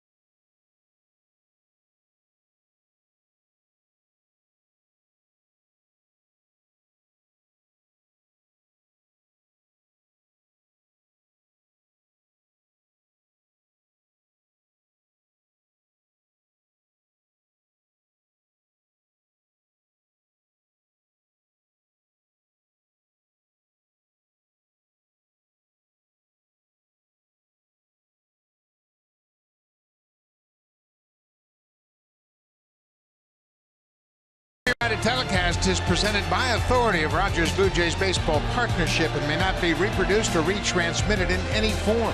And the accounts and descriptions of this game may not be disseminated without the express written consent of Rogers Blue Jays Baseball Partnership. Heck of a ball game going on. We're in the bottom of the seventh. Blue Jays scored 2 in the first. They cut down a runner at the plate. Great throw by Ryan Goins. That was in the third. It's a 2-0 Blue Jays lead. The right-hander Noe Ramirez into the game. And there's a big run out at second base. Ramirez pitched on Friday night after Joe Kelly was knocked out after 3+ innings. He pitched a couple of innings against the Blue Jays, gave up a couple of hits, and that's it. Good move right here by Farrow to give Pilar a different look from the knuckleball pitcher to the sinker slider type of pitcher. He's got a little bit better arm. Ramirez used 30 pitches to pitch 2 innings on Friday night. He had 4 strikeouts. Popped out of the glove. Swihart switching to a conventional glove after Wright leaves the ball game. And he misses it, and it's called a ball.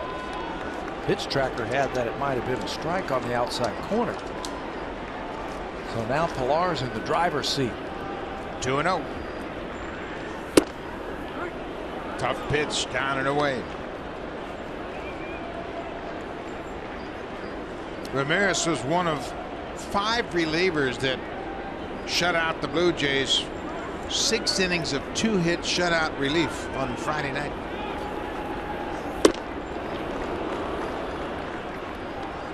Two and 2. David Price will open up the home portion of the Red Sox schedule tomorrow afternoon at Fenway against the Orioles.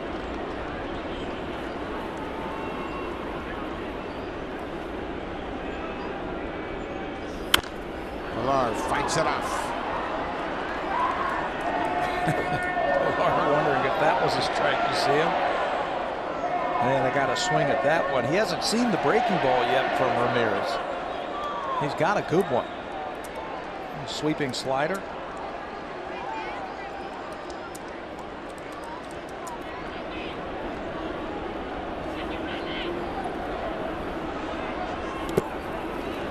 Tried to get him to chase, but it was in the dirt. Now it's a full count. Donaldson is on deck.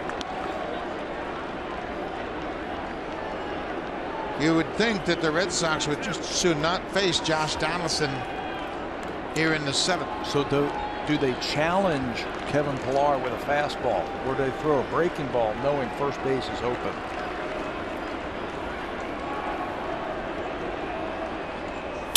Fastball right back to the mound. Pilar gets sawed off. That ends the inning. Ramirez comes out and strands a runner in scoring position. We'll go to the 8th. 2-0 Blue Jays. Drew Storn coming in.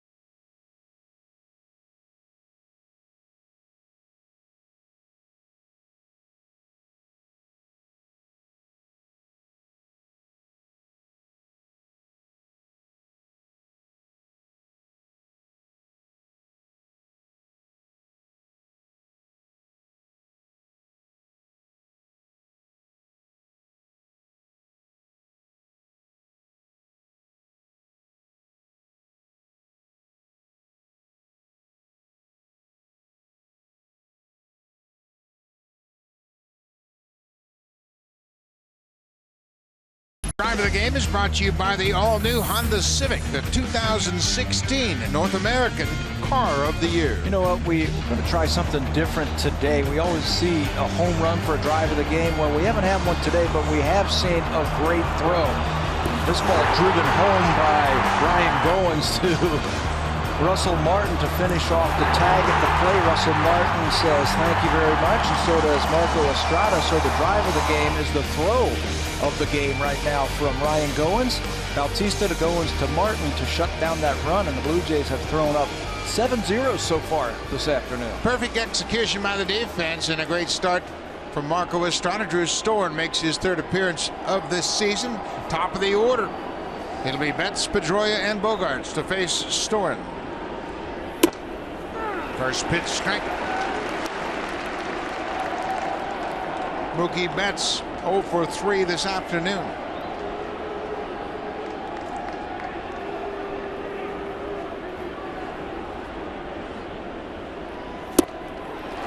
There's that bite on the slider. Storen quickly ahead. Drew's 28 years old. He was acquired in a trade with the Washington Nationals for Ben Revere January 8th.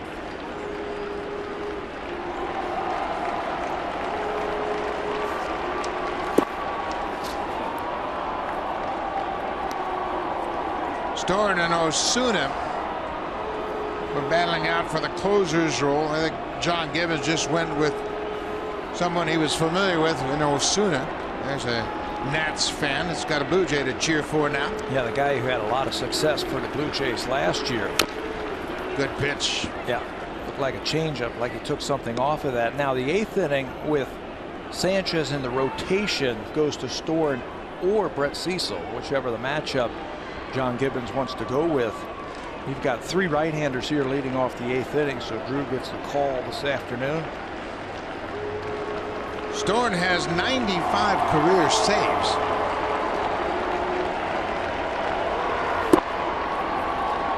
Running fastball off the plate, 2-2.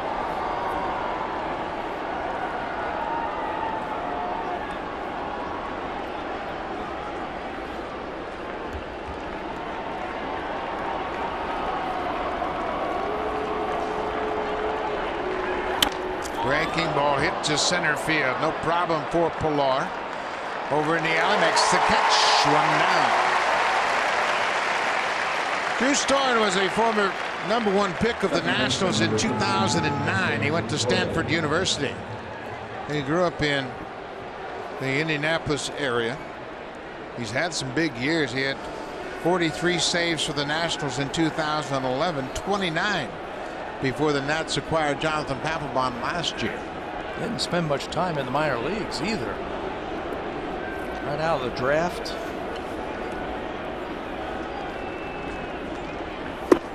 First pitch strike. Dustin Pedroia 0 for 3. He has not reached base today. He reached on a fielder's choice, but that is not a qualifier for keeping his streak alive. He has reached base in 23 straight games against the Blue Jays.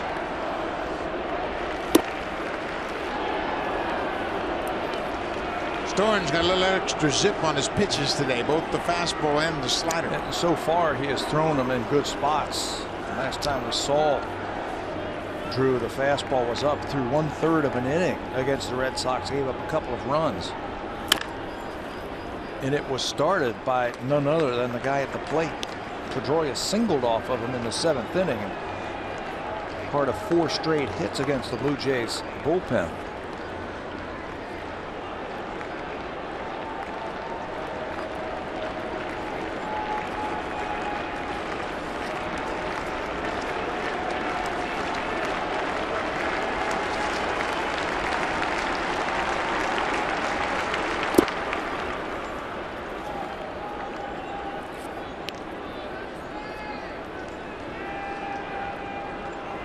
Two balls and 2 strikes. Xander Bogaerts, the 3-hitter, will follow Pedroia.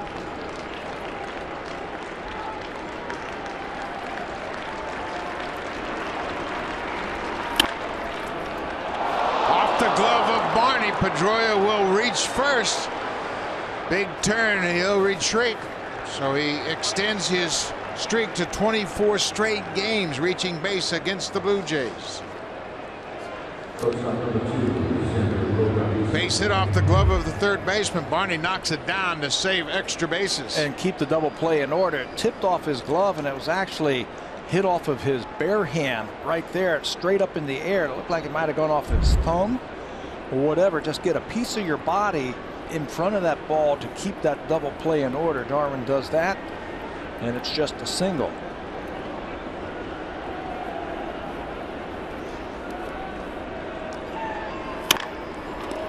Line to Barney. Now they'll go to second for one. Back to first. Double play. Oh, what a turn by Goins. Darwin Barney knocked it down at third. Stayed on it. Makes a great throw to Goins, who turned a heck of a double play. Good defense once again.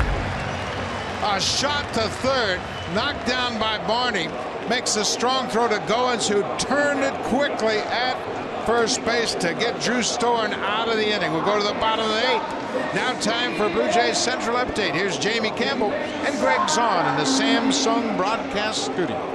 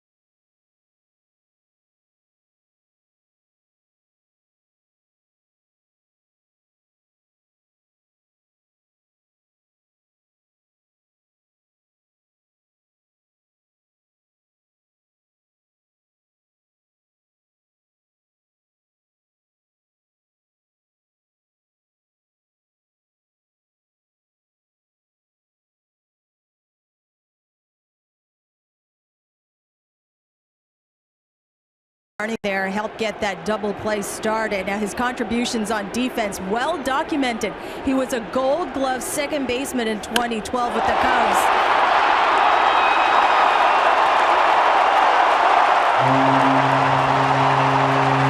Little insurance off the bat of Josh Donaldson.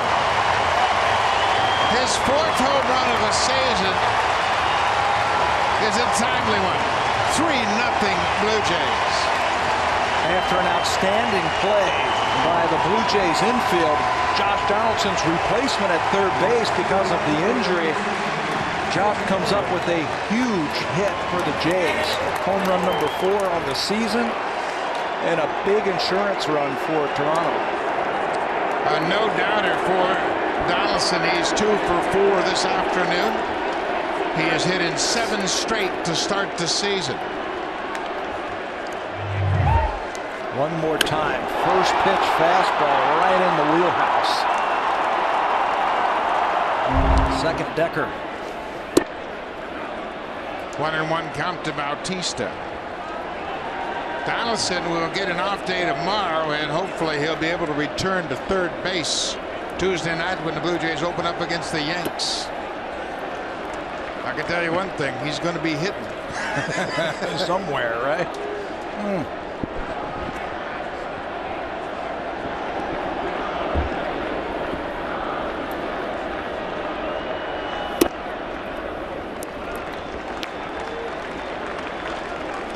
3-1 to Bautista. Donaldson with another first pitch home run. He had 7 last season.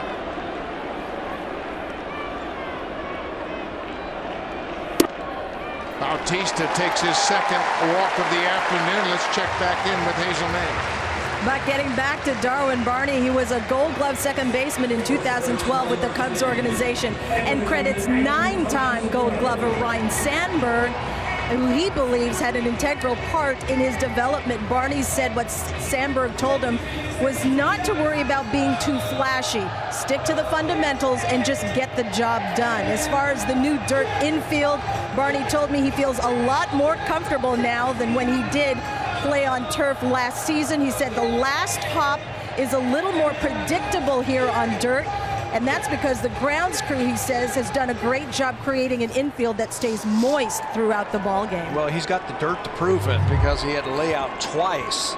You can see it, the first one to keep the double play in order, this line drive. He gets in front of it. Playing third base, you got to be quick in your reaction, and sometimes you got to use a piece of your body just to knock it down. Look out, there's the first bat toss of the season for Edwin. And that's not a bad thing. No. He gets it going. Edwin singled his last time up. He drove in a run in the first. He doesn't want that one. Yes, he does. He tossed the newer bat back. We have seen him do this from time to time. He's just so relaxed at the plate, and sometimes he'll lose the grip of that bat. Fortunately, that didn't end up in the seats. But they have retrieved that same bat.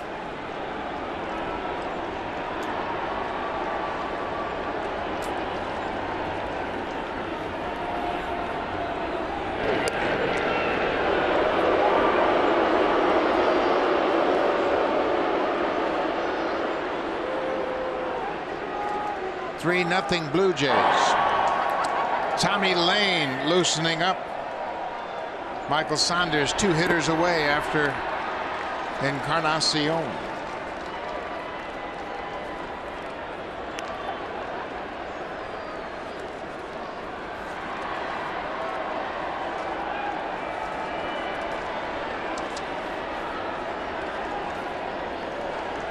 Four home runs for Donaldson. He ties Robinson Cano of the Mariners in that department for the lead in the American League.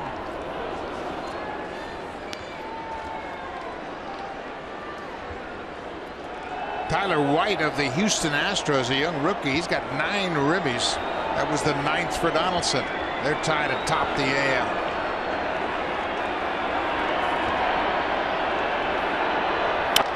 Pulled to third. Shaw backhand throws to second. Pedroia 1 back to first.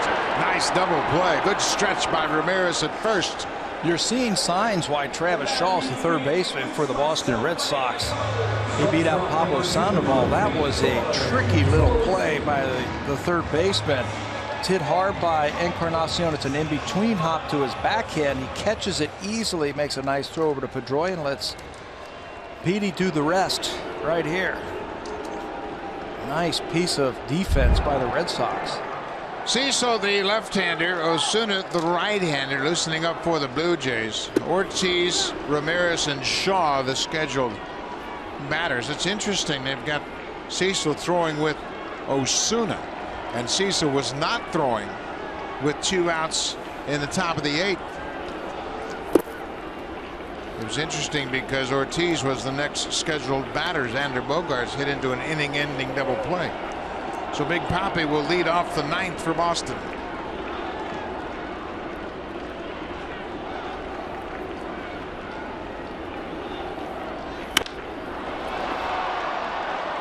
High fly into center field. Jackie Bradley Jr. is there. The inning is over. We'll go to the 9th inning. Little insurance off the bat of Josh Donaldson. His 4th home run comes on the first pitch of the bottom of the 8th. 3-0 Blue Jays.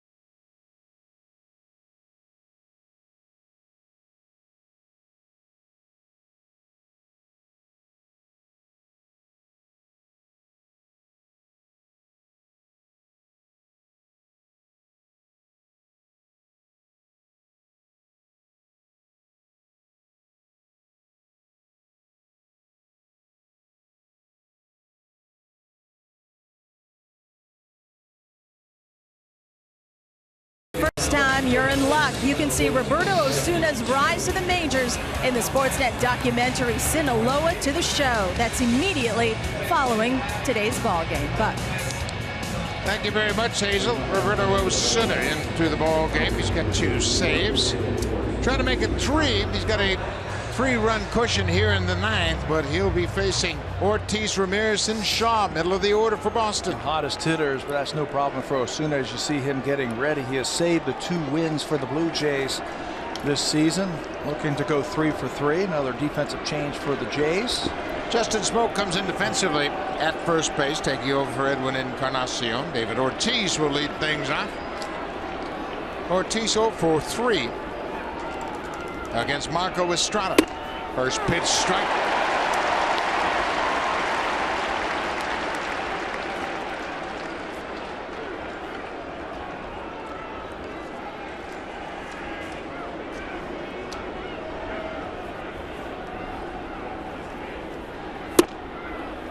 Just missed. Ortiz trying to get something going for Boston. It's a much better situation after the Donaldson home run. Bit of a cushion for Osuna.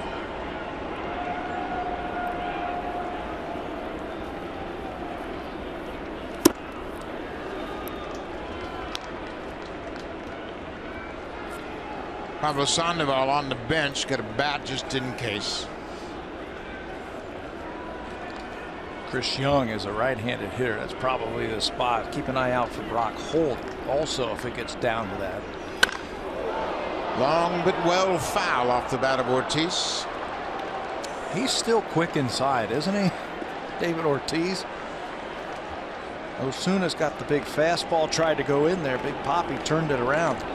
Roberto had 20 saves a year ago. Didn't take over the closer's role until June.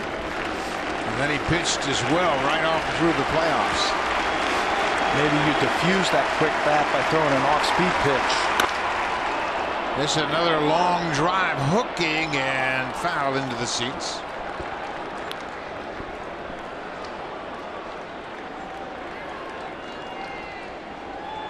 Osuna pitching well beyond his years. Appeared in 67 games before his 21st birthday.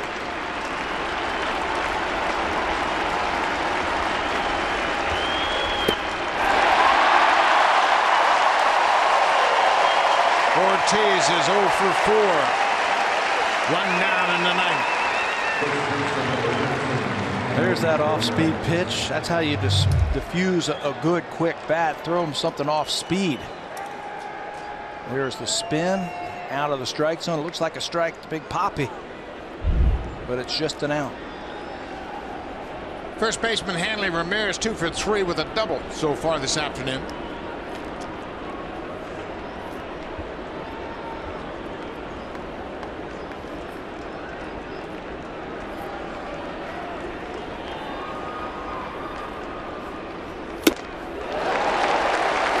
Osuna loves this role.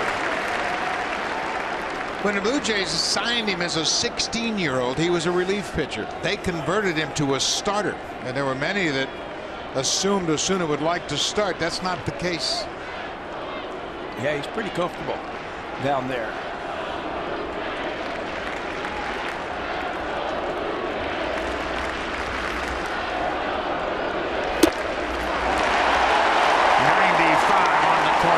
Perfect pitch.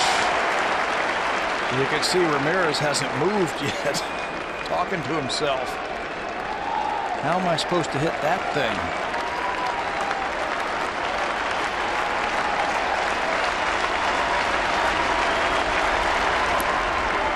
Roberto Osuna clinched the ALDS in Game 5 with 4 strikeouts and a 5-out save. A super pressurized situation. He came in and closed out that division series against Texas. At the age of 20? Wow.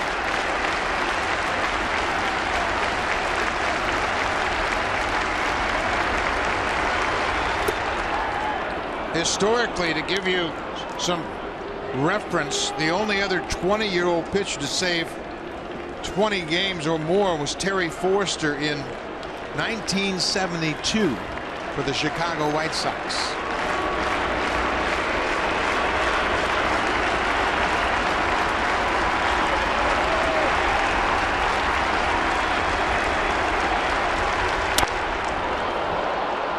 Osuna tried that hesitation. Tough to fool a good hitter like Ramirez. Yeah, I wonder if he lost his balance just a little bit, or he was trying to mess up the timing. But watch him right here. He goes back, holds, and then gathers himself again. And then Ramirez wasn't fooled at all. No, he was on balance. He was doing that on purpose. Might be wanting to take that out of the mix. Yeah. Travis Shaw, the third baseman, is 2 walks. He's 0 for 1 officially. Ramirez, with his third hit of the afternoon, is at first base. The Blue Jays turned a tough double play in the 8th to end that inning.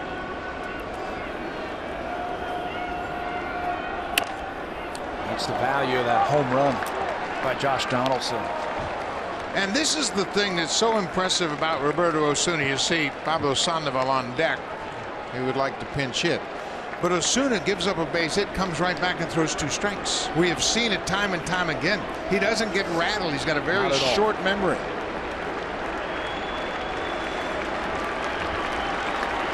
Oh, and 2.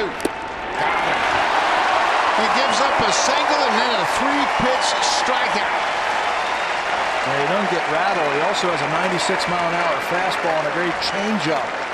Both were on display right there against Travis Shaw.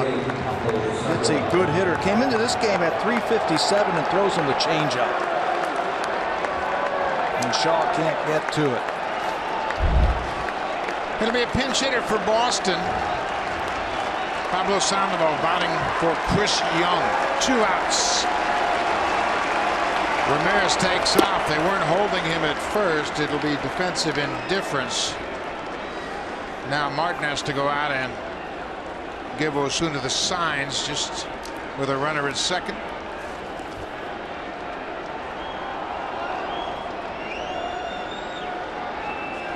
Sandoval is 0 for 5 in the early going.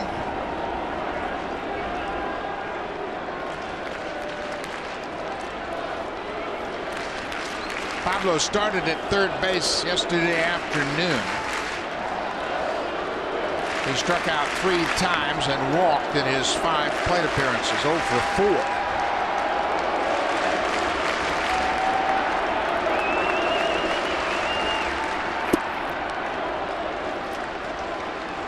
Two and 0.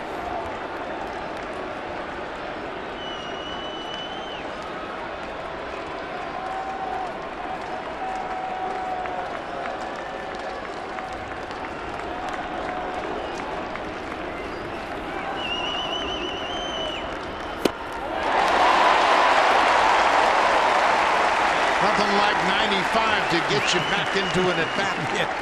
2-0. Okay, here it is. Again, that's the value of that home run by Donaldson. The tying run's not at the plate, so you can challenge Sandoval. If he hits it out, you're still leading.